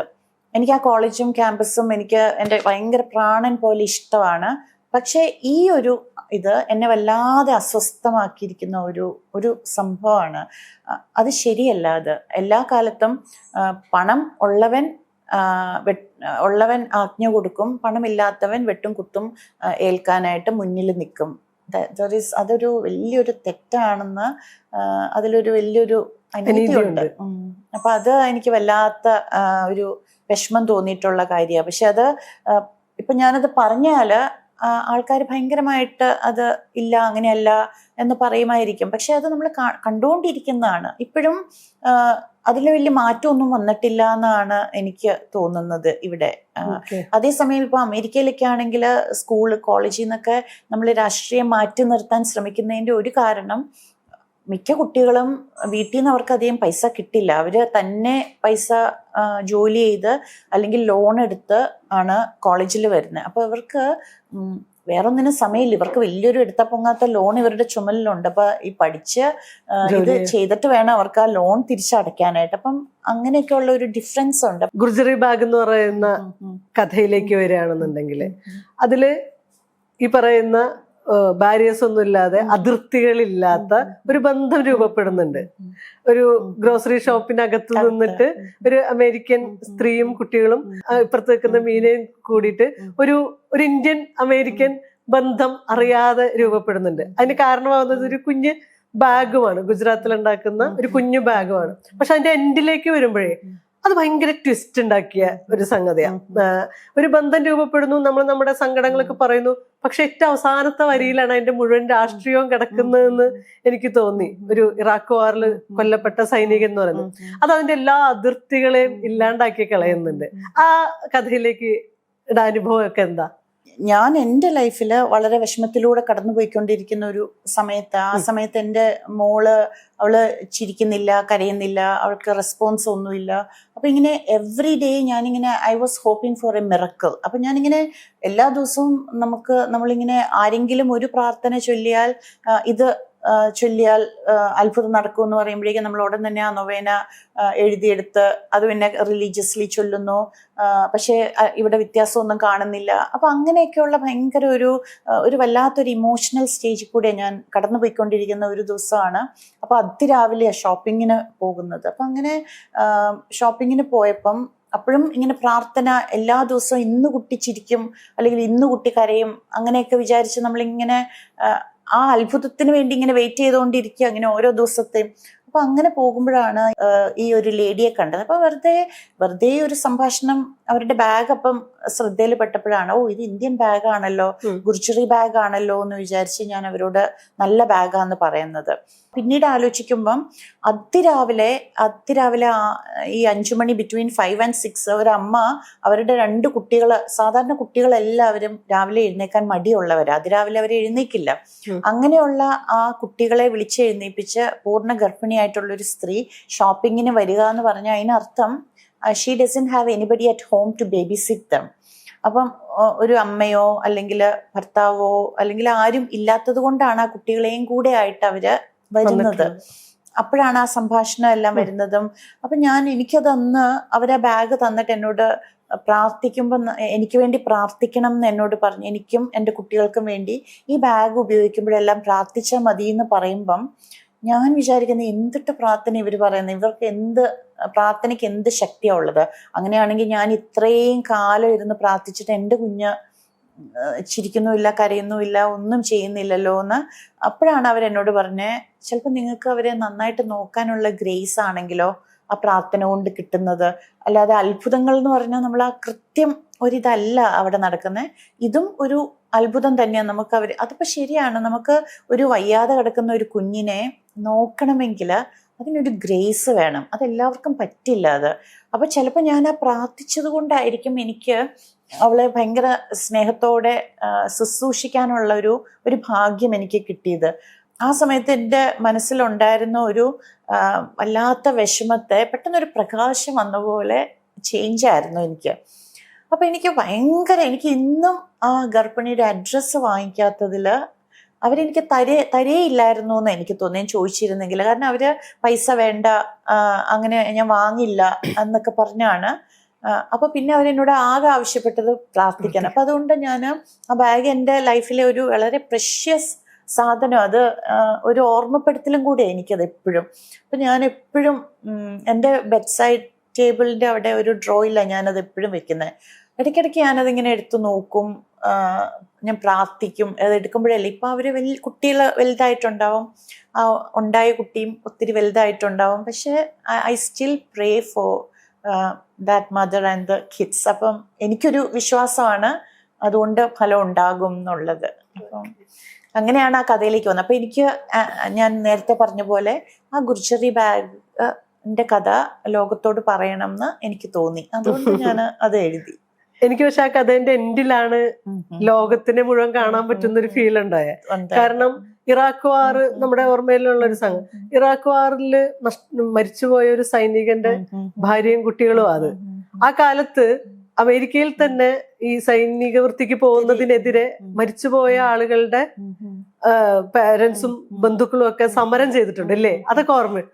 കാരണം എന്താ വെച്ചാൽ ഇത് ഈവൻ ജീവനോടെ തിരിച്ചു വരുന്നവര് തന്നെ ഒത്തിരി ഇമോഷണൽ സ്കാർസും മെന്റലി ഇതൊക്കെ ആയിട്ടാണ് അവിടെ തിരിച്ചു വരുന്നത്. അവിടെയൊക്കെ എല്ലാവർക്കും സൈക്കോളജിക്കൽ ഇഷ്യൂസ് ഉണ്ട്. കാരണം നമ്മൾ പിന്നെ ഈ ഫാമിലി മെമ്പേഴ്സും എല്ലാവരും കൂടെ ഒരു വലിയൊരു ട്രബിളിലാണ് പെടുന്നത്. കാരണം ഇതുണ്ടാക്കുന്ന വാറുണ്ടാക്കുന്ന മുറിവുകളുണ്ടല്ലോ, അതിൻ്റെ മുറിവുകൾ എന്ന് പറഞ്ഞാൽ അത് ഈ വാറ് തീർന്നു എന്ന് പറഞ്ഞാലും ഇത് തീരുന്നില്ല, അതിങ്ങനെ കണ്ടിന്യൂ ചെയ്യുക. അപ്പൊ അത് ഭയങ്കര ഒരു അല്ല, എന്റെ ഓർമ്മയിലേ അവിടെ വലിയ പ്രൊട്ടസ്റ്റ് ഒക്കെ നടന്നതായിട്ടുള്ള ഒരു ഓർമ്മയുണ്ട്. ഇപ്പോഴും ഇപ്പൊ അമേരിക്കൻ സിറ്റിസൺ കൂടി ആയിട്ടുള്ള ഇപ്പൊ ട്രംപിന്റെ ചെയ്തികള് ഒരേ സമയം നമ്മൾ അദ്ദേഹത്തെ ഭയങ്കര തമാശ ആയിട്ട് കാണുമ്പോഴും അങ്ങനെയല്ല നടക്കുന്നത്. ഇപ്പൊ ഏത് സമയം ലോകം ഒരു യുദ്ധത്തിലേക്ക് പോകാവുന്ന ഒരു സിറ്റുവേഷൻ പുള്ളി ഉണ്ടാക്കി വെക്കുന്നുണ്ട്. അങ്ങനെ ഒരു ഭീതി ട്രംപിനാൽ അമേരിക്കയിൽ നിലനിൽക്കുന്നുണ്ടോ സാധാരണ മനുഷ്യരുടെ ഇടയിൽ? ഉണ്ട്, തീർച്ചയായിട്ടും ഉണ്ട്. കാരണം ഇന്ന് പറയുന്നതല്ല നാളെ പറയുന്നത്. മാത്രമല്ല എന്താണ് ചെയ്യാൻ പോകുന്നതെന്ന് നമുക്ക് ഒരു ഗ്രാഹ്യവും ഇല്ലാത്ത പോലെയാണ്.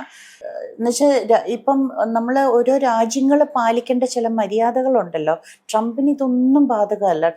ട്രംപിന് തോന്നുന്ന ഇതെല്ലാം. അപ്പൊ അതൊക്കെ നമ്മൾ സിറ്റിസൺസ് എന്നുള്ള നിലയിൽ വളരെ ആശങ്കയോടുകൂടി തന്നെയാണ് നമ്മൾ എല്ലാവരും ഇരിക്കുന്നത്. കാരണം കമ്പനികളൊക്കെ ഒരു തീരുമാനം എടുക്കാൻ പറ്റാത്ത ഒരു അവസ്ഥയിലേക്കൊക്കെ വരുന്നുണ്ട്.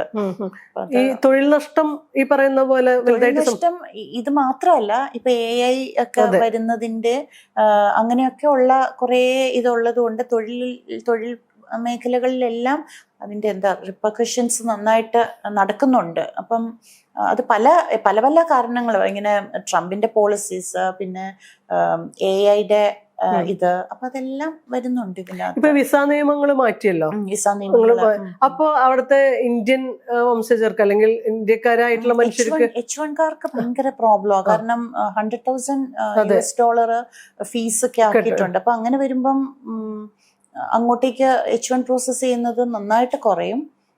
അതൊക്കെ നല്ല അതിന്റെ ഉള്ളിൽ ആശങ്കയുണ്ട് ആളുകൾ. അതിനുള്ളില് ഇപ്പൊ എന്താ വെച്ചാൽ ഇന്ത്യക്കാർക്ക് ഇത് നല്ലതാണ്, കാരണം പ്രോജക്ട്സ് അല്ലേ അവർക്ക് ഇങ്ങോട്ട് വരും, അങ്ങോട്ടേക്ക്. അപ്പം അത് ലോങ് റണ്ണില് അത് അമേരിക്കയ്ക്ക് തന്നെ ദോഷമായിട്ടാണ് എനിക്കൊക്കെ തോന്നുന്നത്. കാരണം അവിടെ സത്യം പറഞ്ഞ ഒരു H1 പ്രോസസ് ചെയ്ത് ഒരു ഇന്ത്യക്കാരൻ അവിടെ വരുമ്പം അദ്ദേഹം അപ്പാർട്ട്മെന്റ് എടുക്കുന്നു, കാറ് വാങ്ങിക്കുന്നു, കുട്ടികളുണ്ടെങ്കിൽ കുട്ടികളെ അവിടുത്തെ സ്കൂളിൽ വിടുന്നു, അല്ലെങ്കിൽ ഡേ കെയറിൽ വിടുന്നു.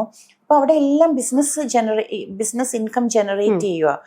മറിച്ച് ഇതെല്ലാം അങ്ങ് നിർത്തി കഴിയുമ്പോഴേക്കും അങ്ങനെയുള്ള ഇതെല്ലാം കുറയുക ചെയ്യുന്നത്. അപ്പൊ അതൊക്കെ അതിന്റെ ആവശ്യം.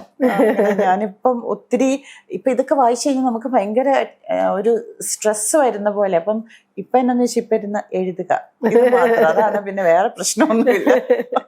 ഇതിനകത്ത് ജാനകി സ്വീറ്റ്സ് എന്ന് പറഞ്ഞ കഥയുണ്ടല്ലോ, അത് ഇന്ത്യന്ന് അവിടെ എത്തിയിട്ട് ബിസിനസ് തുടങ്ങിയിട്ടുള്ള ഒരു സ്ത്രീയുടെ കഥയും കൂടിയിട്ടാണ്. ഗുജറാത്തി ആയിട്ടുള്ള ഒരു സ്ത്രീയുടെ കഥയും കൂടിയിട്ടാ. അതിന്റെ ഒരു പശ്ചാത്തലം എന്തായിരുന്നു? അതിന്റെ പശ്ചാത്തലം എന്റെ അപ്പാർട്ട്മെന്റിലുണ്ടായിരുന്ന ഒരു ലേഡിയാണ്. അപ്പം ആദ്യം ഇവര് ഈ കൊട തന്നിട്ട് പൈസ വെച്ചപ്പോ എനിക്ക് അതിഭയങ്കര ദേഷ്യം വന്നിട്ട്. അതൊന്ന് പറയാവോ? കഥ വായിച്ചിട്ടില്ലാത്ത ആൾക്ക് മനസ്സിലാവാൻ വേണ്ടി സസ്പെൻസ് പൊളിക്കണ്ട. എന്നാലും ഇതെങ്ങനെയാ വെച്ചാൽ, ഞാൻ ഓഫീസിൽ നിന്ന് വണ്ടി വന്ന് നിർത്തി ഇത് ചെയ്യുമ്പോഴേക്കും ഒരു ലേഡി ഓടി വന്ന് കൊടയിൽ കയറ്റുന്നു. ഭയങ്കര സന്തോഷമാണ് നമുക്ക്. നമ്മൾ ഇന്ത്യ എന്നൊക്കെ വന്നിട്ട് ഒരു ഇന്ത്യക്കാരെ കാണുന്നത് തന്നെ വലിയ സന്തോഷമാണ്. അപ്പം കൊടയിൽ കയറ്റി കഴിഞ്ഞ് നമ്മൾ സേഫായിട്ട് ഇവിടെ എത്തിച്ചു കഴിഞ്ഞപ്പം കൊട അതും ഭാഷയൊന്നും അറിയത്തില്ല. അവരവരുടെ മുറി ഇംഗ്ലീഷിലും ഗുജറാത്തി ഭാഷയിലും ഹിന്ദിയിലും ഒക്കെ ആയിട്ടാണ് ഇവര് പറയുന്നത്. ഭയങ്കര ഒരു ഷോക്കായി. അപ്പൊ ഞാൻ അത് കഴിഞ്ഞിട്ട് പിന്നെയാണ് ഈ മധുരപലഹാരം വീട്ടിലേക്ക് വിളിച്ച് കൈയെ പിടിച്ച് വലിച്ചുകൊണ്ട് വീട്ടില് വെച്ചിട്ടാണ്. ഞാൻ വന്നു കഴിഞ്ഞാൽ റോബിനോട് പറഞ്ഞു, ഞാൻ ആ സ്ത്രീയെ ശരിയാക്കുന്നത്, എന്തൊരു മര്യാദയില്ലാത്ത സ്ത്രീ. റോബിൻ എന്നോട് പറഞ്ഞു, പ്രിയ, ഇത്രയും വയസ്സായിട്ടുള്ള ഒരു സ്ത്രീ ഇങ്ങനെ $2 ഇതൊക്കെ നമ്മുടെ കയ്യിൽ നിന്ന് കണക്ക് പറഞ്ഞ് വാങ്ങിക്കുന്നുണ്ടെങ്കിൽ ഷീ മേ നീഡ് ഹെൽപ്പ്. അവർക്ക് പൈസ ഇല്ലായിരിക്കും, അതുകൊണ്ടാണ് അവർ അത്രയും ഡെസ്പറേറ്റഡ്. ആ ആംഗിളിൽ ഒന്ന് ചിന്തിക്കാൻ പറഞ്ഞു. അപ്പോൾ ഞാൻ വിചാരിച്ചു, അത് ശരിയാണല്ലോ. നമ്മൾ കബളിക്കപ്പെട്ടതിൻ്റെ ഒരു ഭയങ്കര ദേഷ്യത്തിൽ. അപ്പം അങ്ങനെ റോബിൻ പറഞ്ഞു കഴിഞ്ഞപ്പോഴാണ് ഞാൻ വിചാരിക്കുന്നത്, അത് ഒരു വസ്തുത ഉണ്ടല്ലോ. അപ്പൊ അങ്ങനെ അതിൽ നിന്ന് വന്നൊരു ഒരു കഥയാണത്. അങ്ങനെ എല്ലാം ഞാൻ പറഞ്ഞല്ലോ, നമ്മളിങ്ങനെ തിരിഞ്ഞു നോക്കുമ്പം നമുക്കിങ്ങനെ ഇവരുടെ സാമർത്ഥ്യം കൊണ്ടാണ് എൻ്റെ മനസ്സിൽ കയറി പറ്റിയത്. ഭയങ്കര ഒരു കൗതുകമായിരുന്നു ഇവരുടെ ആ ഒരു നിപ്പും. ഇങ്ങനെ ആൾക്കാർ വരുമ്പോഴേക്കും ഇങ്ങനെ ലാക്ക് നോക്കി കൊടയായിട്ട് ഓടുന്നതും, അവരെ ഇങ്ങനെ നമ്മൾ കെയർഫുള്ളി ഒബ്സർവ് ചെയ്യുമ്പം ഇവർ ഈ കാണിക്കുന്ന അതിസാമർത്ഥ്യത്തിന്റെ പുറകില് ഒരു വല്ലാത്തൊരു സങ്കടം ഉണ്ടായിരുന്നു. അപ്പം അതുകൊണ്ടാണ് ആ കഥ ഞാൻ അങ്ങനെ എനിക്കത് പറയണം എന്ന് തോന്നി. അവരെ ഒരുപാട് ഹെൽപ്പ് ചെയ്തിട്ടുണ്ട് അല്ലേ? അല്ല, അത് ഞാൻ ഒന്നും പറയുന്നില്ല. എനിക്ക് അങ്ങനെ ഒരു എഴുതണം എന്ന് തോന്നി, അതുകൊണ്ട് മാത്രം. പിന്നെയുള്ളൊരു കഥ, ഈ സമാഹാരത്തിലെ ആദ്യത്തെ കഥയും അതാണ്, കന്യാവ്രതത്തിന്റെ കാവൽക്കാരൻ എന്ന് പറയുന്ന ഒരു കഥ. അത് രണ്ട് വ്യക്തികൾ, പ്രത്യേകിച്ച് ഒരു ഭാര്യയും ഭർത്താവും തമ്മിലുള്ള ബന്ധത്തിന്റെ ഏറ്റവും എന്താ പറയാ ഉള്ളിലേക്ക് പോയിട്ടുള്ള സംഗതിയാ. സെക്ഷുവാലിറ്റിയൊക്കെ വളരെ എക്സ്പ്ലിസിറ്റ് ആയിട്ടും ഭയങ്കര രസകരമായിട്ടും വരുന്ന ഒരു കഥയാ. ആ കഥയിലേക്ക് എത്തി അങ്ങനെ ഒരു ചിന്ത രൂപപ്പെട്ടത് എവിടെന്നാ? ആക്ച്വലി അത് ഞാൻ എൻ്റെ മോളുണ്ടായിരുന്നപ്പം അവൾക്ക് പല പല തെറാപ്പികളുണ്ട്. ഇപ്പം ഫിസിയോതെറാപ്പി, ഓക്കുപേഷൻ തെറാപ്പി, അങ്ങനെ പല പല തെറാപ്പികളുണ്ട്. അപ്പോൾ ഒരു തെറാപ്പിസ്റ്റ് എപ്പോഴും വന്ന് അവർക്ക് ഒത്തിരി കഥകൾ പറയാനുണ്ടാവും. അപ്പോൾ ഒരു തെറാപ്പിസ്റ്റ് ഇങ്ങനെ എനിക്ക് വളരെ ക്ലോസ് ആയിട്ടുള്ള തെറാപ്പിസ്റ്റ് ഇങ്ങനെ ഒരിക്കൽ വന്ന് ഇത് എന്നോട് പറഞ്ഞു, ഒരു തെറാപ്പിക്ക് വേറൊരു വീട്ടിൽ പോകുന്ന ഒരു വീട്ടില് അവരുടെ ഭർത്താവ് ഭയങ്കര ഫുഡ് ഫെറ്റിഷിസമാണ്. എന്നിട്ട് അതിന്റെ കുറെ ഇൻസിഡൻസ് ഒക്കെ എന്നെ പറഞ്ഞു കേൾപ്പിച്ചു. അപ്പൊ എനിക്കത് ഭയങ്കര അപ്പൊ കോളേജിലൊക്കെ പഠിക്കുമ്പം ഈ ഫ്രണ്ട്സ് ബോയ്സ് ഇങ്ങനെ പറയുന്നത് കേട്ടിട്ടുണ്ട്, അവരൊരു പെൺകുട്ടിയെ കണ്ട ആദ്യം കാലിലേക്കാണ് നോക്കുന്നതെന്നൊക്കെ കേട്ടിട്ടുണ്ട്. അപ്പൊ ഞാനിങ്ങനെ അതിങ്ങനെ ഇരുന്ന് ഒരു ദിവസം രാത്രി ഇരുന്ന് ആലോചിച്ചപ്പോ പെട്ടെന്ന് എനിക്ക് അത് എഴുതാൻ തോന്നി. ആ ത്രെഡിന്ന് ഇങ്ങനെ ഇത് എഴുതാമെന്ന് വിചാരിച്ച് ഞാൻ മരിച്ചിരുന്ന് എഴുതി തുടങ്ങി. അപ്പൊ എന്താന്ന് വെച്ചാൽ അതിനകത്തേക്ക് ഞാൻ ഞങ്ങളുടെ, അതായത് ഇപ്പം ആ സമയത്ത് എനിക്ക് പരിചയമുള്ള ഭൂപ്രകൃതി എന്ന് പറയുന്ന ഷിക്കാഗോ, പിന്നെ DC ഞങ്ങൾ താമസിച്ചിട്ടുണ്ട്. അപ്പൊ എനിക്ക് അതെല്ലാം കൂടെ ഇൻകോപ്പറേറ്റ് ചെയ്ത് എനിക്ക് കഥ ആ ഒരു ഇതെല്ലാം ചെയ്യുന്നതിന് നമ്മൾ അനുഭവിച്ചേക്കുന്ന കുറെ കാര്യങ്ങൾ, ഇപ്പൊ റോബിന്റെ ജോലി സംബന്ധമായിട്ട് ഞങ്ങൾ ട്രാവൽ ചെയ്യുന്നതും അങ്ങനെയൊക്കെ ഉള്ളത് അതിനകത്തേക്ക് വെക്കുമ്പോഴേക്കും എനിക്കതൊരു എന്താ പറയാ, എനിക്ക് എഴുതാൻ നല്ല സുഖം തോന്നുന്ന ഒരു കഥയായി മാറും. അപ്പൊ അങ്ങനെയാണ് ഞാൻ ആ കഥ എഴുതിയത്. അപ്പൊ അത് ഞാൻ ഭയങ്കര എൻജോയ് ചെയ്ത് എഴുതിയ കഥയാ. Even though the topic is this, പക്ഷെ അതിൻ്റെ അകത്ത് ഞാൻ കാണിക്കാനായിട്ട് ശ്രമിച്ചത് നമ്മൾ ഈ ഫുഡ് ഫെറ്റിഷിസം എന്ന് പറയുന്ന ഒരു ടൂള് മാത്രമാണ്. കാരണം അത് മതം, നമ്മളൊരു മതത്തിന്റെ ഉള്ളിൽ നിൽക്കുമ്പം മതം എങ്ങനെയാണ് ഒരു മനുഷ്യനെ കണ്ടീഷൻ ചെയ്യുന്നത്, വേണേ എനിക്ക് അവിടെ ഡൊമസ്റ്റിക് അബ്യൂസ് ആക്കാമായിരുന്നു, അതിൽ നിന്ന് ഇറങ്ങിപ്പോകാൻ പറ്റാത്ത ഒരു സ്ത്രീയെ ആക്കാമായിരുന്നു. പക്ഷെ ഫുഡ് ഫെറ്റിഷിസം ഞാനിത് കേട്ട് ഞങ്ങളിരുന്ന് പറഞ്ഞ് ചിരിക്കുകയും ഒക്കെ ചെയ്ത ഒരു കാര്യമായതുകൊണ്ട് I wanted to write that. അപ്പൊ അങ്ങനെയാണ് ആ കഥ ഡെവലപ്പ് ചെയ്തത്. ശരിക്കും എൻജോയ് ചെയ്ത് നമ്മളിങ്ങനെ ചിരിച്ചു മറിഞ്ഞിരുന്ന് എഴുതുക എന്ന് പറയത്തില്ലേ, അങ്ങനെ ഇരുന്ന് എഴുതിയ കഥയത്. ഈ എഴുതുന്ന പ്രോസസ്സാണോ അത് കഴിഞ്ഞിട്ടുള്ള ഒരു വായന ഉണ്ടാവില്ലേ, ഏതാ കൂടുതൽ രസം? എഴുതുന്നത് ഭയങ്കര ഇഷ്ടമാണ്. എഴുതുന്നത് ഇങ്ങനെ ഒരു ഭയങ്കര ആനന്ദമാണ്. ഫസ്റ്റ് ഡ്രാഫ്റ്റ് തീരുന്ന അങ്ങനെ അവസാനത്തെ ഇതും കൂടെ എഴുതി ഒരു വര ഇട്ട ശുഭം എന്ന് എഴുതും ഞാന്. അത് ഒരു ഭയങ്കര സന്തോഷമാണ്. അത് കഴിഞ്ഞിട്ട് ആ ഫസ്റ്റ് ഡ്രാഫ്റ്റ് തീർക്കുന്നതാണ് ഏറ്റവും സന്തോഷം. ആ പ്രോസസ്സ് ഭയങ്കര പാടാ. നമ്മൾ ഇങ്ങനെ ഇരുന്ന് അതിനെപ്പറ്റി തന്നെ നടക്കുമ്പോഴും കിടക്കുമ്പോഴും ഇരിക്കുമ്പോഴും എല്ലാം ചിന്തിച്ചുകൊണ്ട് നടക്കുക.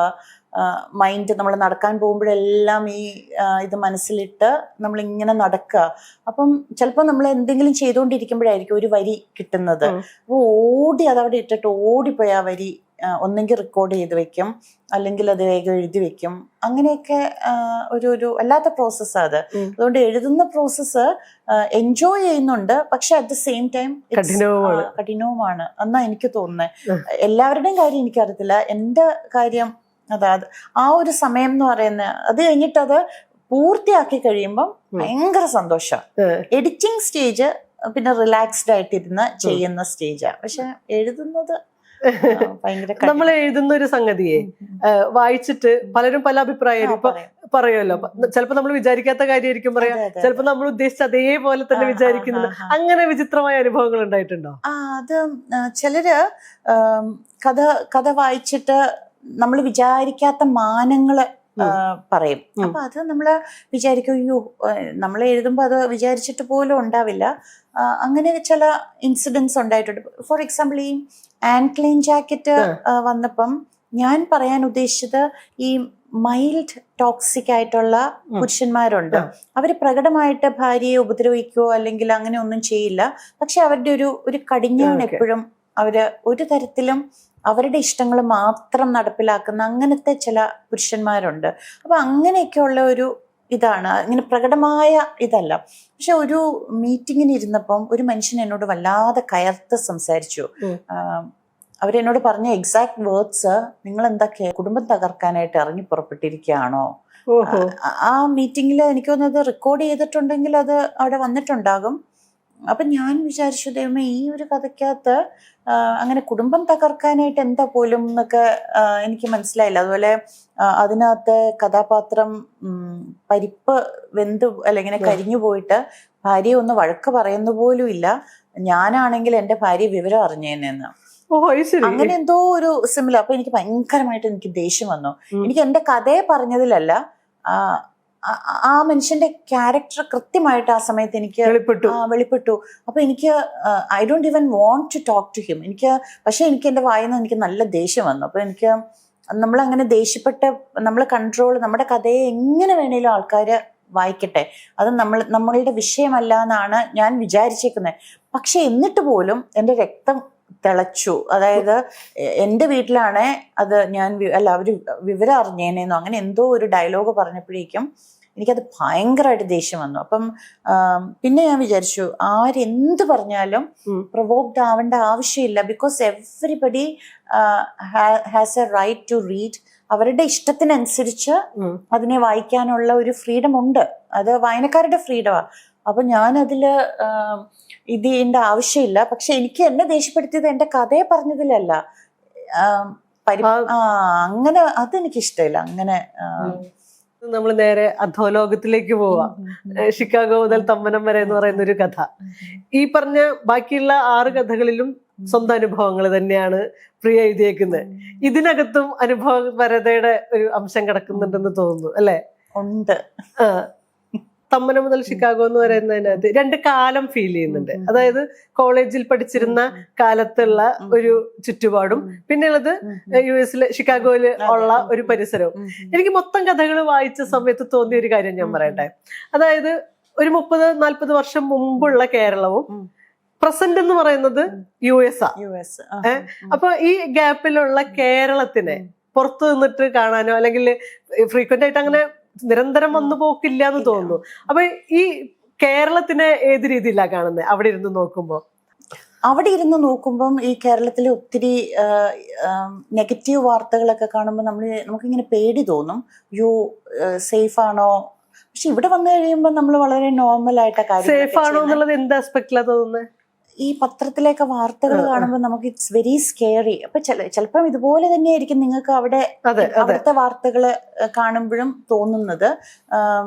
പക്ഷെ എനിക്ക് ഇപ്പം തോന്നുന്നു ഒരു ഭയങ്കര പോസിറ്റീവായിട്ടുള്ള ഒരു കാര്യം, കേരളത്തിലെ സ്ത്രീകള് വളരെ അധികം മുന്നോട്ട് വന്നിട്ടുണ്ട്. പക്ഷെ പുരുഷന്മാരെല്ലാം അവിടെ തന്നെ നിൽക്കുകയാണെന്നാ എനിക്ക് തോന്നുന്നത്, അധികം മുന്നോട്ട് വരാതെ. അപ്പൊ അതൊരു നല്ല നിരീക്ഷണമാണ്. അല്ല, സ്ത്രീകൾ വളരെ മുന്നോട്ട് വന്നു ധൈര്യം കൊണ്ടും. പുരുഷന്മാരെല്ലാം അവിടെ തന്നെ നിൽക്കുകയാണെന്നാണ് എനിക്ക് തോന്നിയത്. ഇപ്പം ഈയിടെ ആരോ പറയുന്നുണ്ടായിരുന്നു, ഇപ്പൊ കോളേജിലൊക്കെ ചെന്ന് കഴിഞ്ഞാൽ പെൺകുട്ടികൾ നല്ല സ്മാർട്ടായിട്ട് ജിൽ എന്നാ നടക്കുന്നത്, ആൺകുട്ടികളാണ് ഒരു ഓരം പറ്റി ഇങ്ങനെ ഭയങ്കര ഒതുക്കത്തിലൊക്കെ നടക്കുന്നത്. അത്ര വരെ വ്യത്യാസം ഉണ്ടെന്നിങ്ങനെ. അപ്പം അവിടെ പിന്നെ എനിക്ക് തോന്നുന്നു ഇപ്പൊ ഈ ഇൻസ്റ്റഗ്രാമും സോഷ്യൽ മീഡിയ ഒക്കെ വന്നതുകൊണ്ട് ഒത്തിരി സ്ത്രീകൾക്ക് വീട്ടിലിരുന്ന് ഇൻകം ജനറേറ്റ് ചെയ്യാനും അപ്പൊ അതിനൊക്കെ കുറച്ചും കൂടെ സ്വയം പര്യാപ്തതയും ഒക്കെ വരുന്നുണ്ട്. അതെ എക്സ്പ്രസ് ചെയ്യുന്ന ഒരു ഇത് അങ്ങനെ എല്ലാ രീതിയിലും വല്ലാതെ കേരളമൊക്കെ മാറിയ പോലെ എനിക്ക് തോന്നുന്നേ. പക്ഷെ കേരളത്തിന്റെ ഭൂപ്രകൃതിയോ അതില് മാറ്റം ഫീൽ ചെയ്യുന്നുണ്ടോ? ജോഗ്രഫിയില് ചുറ്റുപാടും എങ്ങനെ മാറിയെന്നാ തോന്നുന്നത് ആ കാലത്ത്? അന്നത്തെ വരുന്നതിലും വഴിയൊക്കെ നന്നായിട്ടുള്ള പോലെ തോന്നുന്നുണ്ട്. അന്നൊക്കെ വരുമ്പം പിന്നെ വണ്ടികളൊക്കെ കുറച്ചും കൂടെ നിയമം പാലിക്കുന്നുണ്ട്. മറ്റത് ഭയങ്കര അവിടെ നമ്മളിങ്ങനെ ഭയങ്കര ട്രാഫിക് സിഗ്നൽസും എല്ലാം നന്നായിട്ട് പാലിച്ച് വന്നിട്ട് ഞാൻ പണ്ട് ഇവിടുന്ന് പോകുമ്പോൾ ഡ്രൈവ് ചെയ്തിരുന്ന ആളാ. പക്ഷെ എനിക്ക് പിന്നെ ഞാൻ വരുമ്പോൾ എനിക്ക് ഇവിടെ വണ്ടി എടുക്കാൻ കുറച്ച് പേടി വരുന്നുണ്ടായിരുന്നു. പക്ഷെ ഇപ്പൊ വരുമ്പം കുറച്ചും കൂടെ അതൊക്കെ നന്നായിട്ട് ഇമ്പ്രൂവ് ചെയ്ത പോലെ തോന്നുന്നുണ്ട്. നല്ലൊരു ചേഞ്ച് ആയിട്ടാ എനിക്ക് തോന്നുന്നത്. നാട് എങ്ങനെയാ പറയാ, തൊടുപുഴ നാടില് വന്നിട്ടുള്ള മാറ്റങ്ങൾ എന്താ? തൊടുപുഴയിൽ എനിക്കിപ്പം പോയി കഴിഞ്ഞാൽ എനിക്ക് എന്റെ വീട് ഇരിക്കുന്ന സ്ഥലത്ത് അതിന്റെ മുന്നിലെത്തിയാൽ മാത്രം, ആ പഴയ വീടുണ്ടായിരുന്ന സ്ഥലത്ത് എത്തിയാൽ മാത്രമേ മനസ്സിലാവുള്ളൂ. ഒത്തിരി ഇങ്ങനെ പല പല റോഡുകളും ഒക്കെ വന്ന് വഴി ഒന്നും അറിയത്തില്ല. ഭയങ്കര മാറ്റമാണ് തൊടുപുഴയ്ക്ക്. ഈ സമാഹാരത്തിന്റെ ഫ്രണ്ടില് ആമുഖത്തിൽ എഴുതിയിട്ടുണ്ട് 7 കഥകൾ തന്നെ വേണമെന്ന ഒരു നിർബന്ധം ഉണ്ടായിരുന്നു. മോള് ജീവിച്ച 7 വർഷങ്ങൾ എന്നുവെച്ചാൽ അവള് 7 വർഷം അവള് ഞങ്ങളുടെ കൂടെ ഉണ്ടായിരുന്നത്. അപ്പൊ എനിക്ക് ആദ്യ കഥാസമാഹാരം ഈ പാർട്ട് ഓഫ് ദ റീസൺ ഞാൻ എഴുതി തുടങ്ങിയത് ചിലപ്പോൾ എനിക്ക് തോന്നുന്നു എൻ്റെ മോളുടെ ഒരു ഇതുണ്ട്. കാരണം അവളുടെ കൂടെ ഇരിക്കുമ്പം എഴുന്നേറ്റിരിക്കുന്ന രാത്രി ഓക്സിജൻ താഴും. അപ്പം ഉറങ്ങുമ്പം ഓക്സിജൻ പിന്നെയും താഴും. നമ്മൾ ഈവൻ ഓക്സിജൻ കൊടുക്കുന്നുണ്ടെങ്കിൽ പോലും. അപ്പം ഇവൾക്ക് ഉമിനീരിറക്കാനുള്ള കഴിവുണ്ടായിരുന്നില്ല.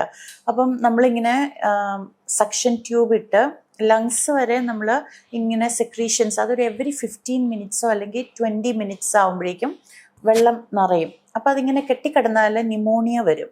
അപ്പം നമ്മൾ ഒരാളെ എപ്പോഴും അടുത്തിരുന്ന് ഒരു എവറി 20 മിനിറ്റ്സ് ട്യൂബ് ഇട്ട് അവളുടെ ഇങ്ങനെ ലിക്വിഡ്സംസ് ഇങ്ങനെ എല്ലാം എടുത്ത് കളയണം. അപ്പം രാത്രി ഉറങ്ങാനായിട്ട് ഇരുന്നാൽ അത് ശരിയാവില്ല. അപ്പം എനിക്ക് എഴുന്നേറ്റിരിക്കണമെങ്കിൽ എനിക്ക് വായിച്ചുകൊണ്ട് TV വെക്കാൻ പറ്റത്തില്ല. എല്ലാവരും ഉറങ്ങുന്ന സമയത്ത് കുട്ടികൾക്ക് അടുത്ത ദിവസം ക്ലാസ് ഉണ്ട്, റോബിൻ വർക്ക് ചെയ്യണം. അപ്പം ഉറങ്ങാൻ ഞാൻ എഴുന്നേറ്റിരിക്കും.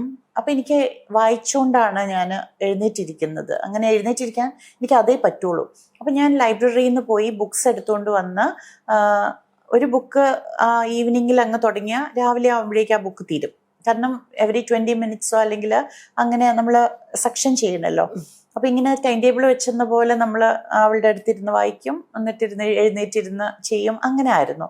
അപ്പം നമ്മൾ ഈ കുറേ ഇരുന്ന് വായിക്കുമ്പോഴേക്കും നമ്മുടെ മനസ്സിലിങ്ങനെ പഴയ ആ ഒരു ഇതൊക്കെ വരും. നമ്മൾ പണ്ട് എഴുതിയിരുന്നല്ലോ. ചിലത് വായിക്കുമ്പോഴേക്കും നമുക്കൊരു പേനയൊക്കെ എടുത്ത് വേഗം ഒരു ബുക്കൊക്കെ എടുത്തിരുന്ന് എഴുതാൻ തോന്നുന്ന പോലത്തെ ഒരു ടെംപ്റ്റേഷൻ, എന്തോ ഒരു ഭയങ്കര ഒരു ലോങ്ങിങ് എന്നൊക്കെ പറയത്തില്ല, അങ്ങനത്തെയൊക്കെ ഒരു ഫീലിംഗ് വരുമായിരുന്നു. അപ്പം ഞാൻ പതുക്കെ ഒരു ബുക്കൊക്കെ എടുത്ത് പിടിച്ച് ചിലപ്പോൾ ഞാൻ വായിക്കുമ്പം അവിടെ അടുത്ത് തന്നെ ഒരു ബുക്ക് വെച്ചിട്ട് ചുമ്മാ സ്ക്രിബിൾ ചെയ്യും ആ ബുക്ക് വായിച്ചതിൽ ഏതെങ്കിലും ഇഷ്ടപ്പെട്ട വരികളോ. അപ്പം എവിടെയോ കിടപ്പുണ്ടായിരുന്നു. അപ്പം എനിക്ക് തോന്നി മോളും ഇല്ലായിരുന്നെങ്കിൽ ഒരുപക്ഷെ I wouldn't have spend time reading this many books. അപ്പം ലൈബ്രറിയിൽ നിന്ന് ഞാൻ എല്ലാ ആഴ്ചയും പോയി ഒരു 8-10 ബുക്സ് എടുക്കും. കാരണം എവറി ഡേയോ അല്ലെങ്കിൽ എവറി അതർ ഡേയോ ഞങ്ങൾ ടേൺ എടുക്കുകയോ ചെയ്യുന്നത്. അപ്പം എവറി അതർ ഡേയോ എനിക്ക് എഴുന്നേറ്റിരിക്കണമെങ്കിൽ എനിക്ക് ഈ ബുക്കില്ലാതെ പറ്റത്തില്ല. അപ്പോൾ വായിച്ചു കൂട്ടിയിരിക്കുന്ന ബുക്സിന് കണക്കില്ല. അപ്പം ആ വായനയാണ് എന്നെ എഴുത്തിലേക്ക് കൊണ്ടുവന്നതെന്നാണ് എനിക്ക് തോന്നുന്നത്. അപ്പം അതുകൊണ്ട് തന്നെ ഐ ഓഫ് മൈ റൈറ്റിംഗ് ആ രീതിയിൽ മോൾക്കാണ്. അപ്പം ഞാൻ വിചാരിച്ചു അവള് എത്ര വർഷമാണ് ഞങ്ങളുടെ കൂടെ ഉണ്ടായിരുന്നത്, ആ ഒരു എണ്ണമാകുമ്പോഴേക്കും ബുക്ക് ഇറക്കാം എന്നാ 7 കഥയാവുമ്പോൾ. അപ്പം അങ്ങനെ 7 കഥ വേണമെന്ന് എനിക്ക് ഭയങ്കര അതൊരു നിർബന്ധമായിരുന്നു. ഒരു വലിയ ഗ്യാപ്പിന് ശേഷമാണല്ലോ എഴുതുന്നത്. ഏതാണ്ട് ഒരു 10-30 വർഷത്തെ ഗ്യാപ്പ് ഉണ്ടായിരുന്നു. അപ്പോഴത്തേനും നമ്മുടെ ഇവിടുത്തെ എഴുത്ത് രീതികളൊക്കെ മാറിയിട്ടുണ്ട്. ലോക സാഹിത്യത്തിലും തന്നെ വലിയ മാറ്റങ്ങൾ സംഭവിച്ചിട്ടുണ്ട്, മലയാളത്തിലെ സാഹിത്യത്തിലും മാറ്റങ്ങൾ സംഭവിച്ചിട്ടുണ്ട്. അപ്പൊ ആ എൻട്രിക്ക് ഏതെങ്കിലും തരത്തിലൊരു പ്രശ്നം തോന്നിയിരുന്നോ? ഇപ്പൊ എന്ന് വെച്ചാൽ ഇവിടെ ആൾക്കാർ എങ്ങനെ എഴുതുന്നേന്നുള്ളത് ഞാൻ വായിക്കുന്നേ ഉണ്ടായിരുന്നില്ല. അപ്പം എനിക്ക് തോന്നുന്ന പോലെ ഞാൻ എഴുതുന്ന പോലെ എഴുതി പ്രിയയ്ക്ക് അയച്ചു കൊടുക്കും. പ്രിയ ASന് അയച്ചു കൊടുക്കുക ചെയ്തത്. അപ്പം പ്രിയ വായിച്ചിട്ട് എന്നോട് പറഞ്ഞത് സാധാരണ ഇപ്പം എന്താണെന്ന് വെച്ചാൽ ഇവിടെ എഴുതുന്നവരുടെ എല്ലാം ഇങ്ങനെ ഒരു മലയാളത്തിൽ എഴുതുമ്പോൾ ഒരു പാറ്റേൺ ഉണ്ട്. അപ്പൊ പ്രിയയുടെ ഒരു ഫ്രഷ്നെസ് ഫീൽ ചെയ്യുന്നു. അതുകൊണ്ട് ഇത് നമുക്ക് ഇന്ത്യൻ എക്സ്പ്രസിന് കൊടുക്കാം എന്നാണ് എന്നോട് പറഞ്ഞത്. അപ്പൊ പ്രിയ എന്നോട് പറഞ്ഞത് ചിലപ്പോൾ പ്രിയ ഇവിടെ ടച്ച് ഒന്നും ഇല്ലാതെ ഇരുന്ന് എഴുതിയത് കൊണ്ടായിരിക്കും എന്നാ എനിക്ക് തോന്നിയത്. അപ്പം ഞാൻ ഒരുപക്ഷെ മലയാളം ഫുൾ ഇരുന്ന് വായിച്ചുകൊണ്ടിരിക്കുകയായിരുന്നെങ്കിൽ ചിലപ്പോൾ ഞാൻ വേറെ ഏതെങ്കിലും രീതിയിലായിരിക്കും എഴുതുക.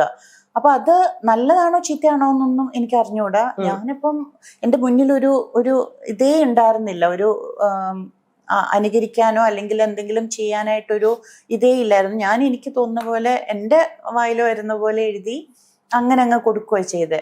പക്ഷെ ഇപ്പോഴാണ് ഞാനിരുന്ന് മലയാളം വായിക്കുന്നത്. അപ്പൊ എന്നോട് ചിലപ്പം എനിക്ക് തോന്നും ഐ ഷുഡിൻ റീഡ്. അങ്ങനെ റീഡ് ചെയ്യാതെ തന്നെ ഞാൻ അല്ലെങ്കിൽ ചിലപ്പോൾ നമ്മൾ ഇൻഫ്ലുവൻസ്ഡ് ആവാനൊക്കെ ചാൻസ് ഉണ്ട്. അപ്പൊ അതിന് നല്ലത് നമ്മുടെ ഫ്രഷ് ഇതോടുകൂടി എഴുതുന്ന നല്ലതെന്നാണ് എനിക്ക് തോന്നുന്നത്. പക്ഷെ നമുക്ക് വി കനോട്ട് റെസിസ്റ്റ്.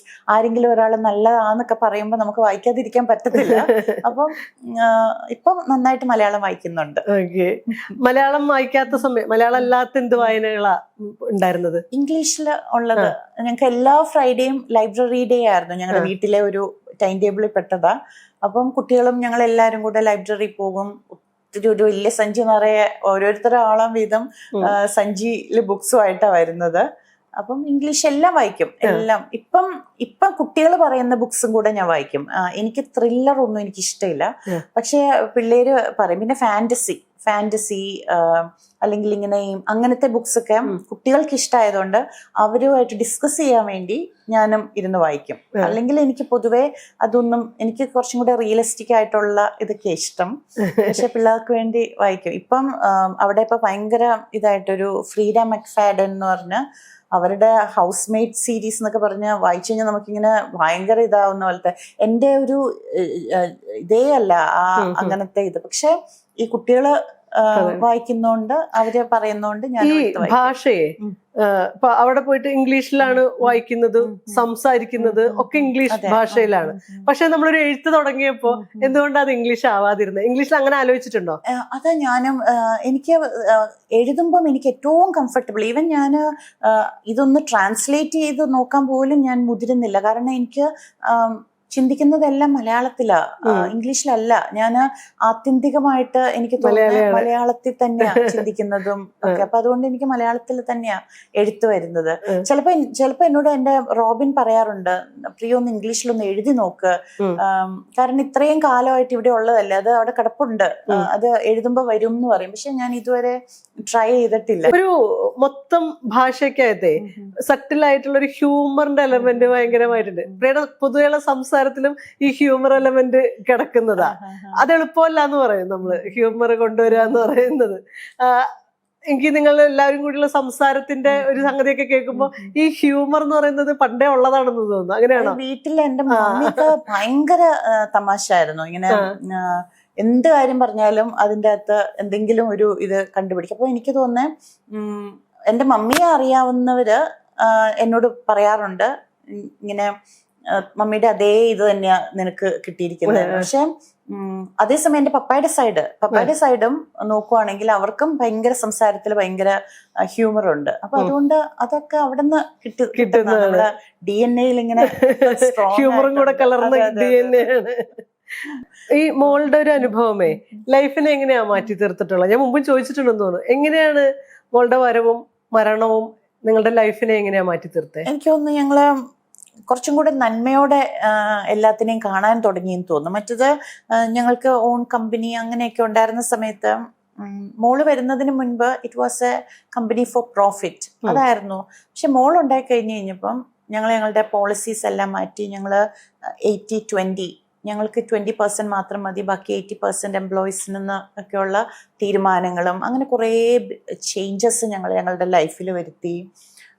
അങ്ങനെ ഒത്തിരി മാറ്റങ്ങൾ. പിന്നെ നമുക്ക് സന്തോഷമായിട്ടിരിക്കാൻ ഒരു മുറി മാത്രം മതി, പിന്നെ നമ്മൾ സ്നേഹവും ഉണ്ടെങ്കിൽ ഒരു മുറി മാത്രം മതി എന്നുള്ളത് ഞങ്ങളെ പഠിപ്പിച്ചത്. കാരണം അവളുടെ ഈ ഓക്സിജനൊക്കെ താഴ്ന്നുകൊണ്ടും അവള് മെഷീൻ ഡിപ്പെൻഡന്റ് ആയതുകൊണ്ടും എല്ലാം അവള് കിടക്കുന്ന മുറിയിലായിരുന്നു.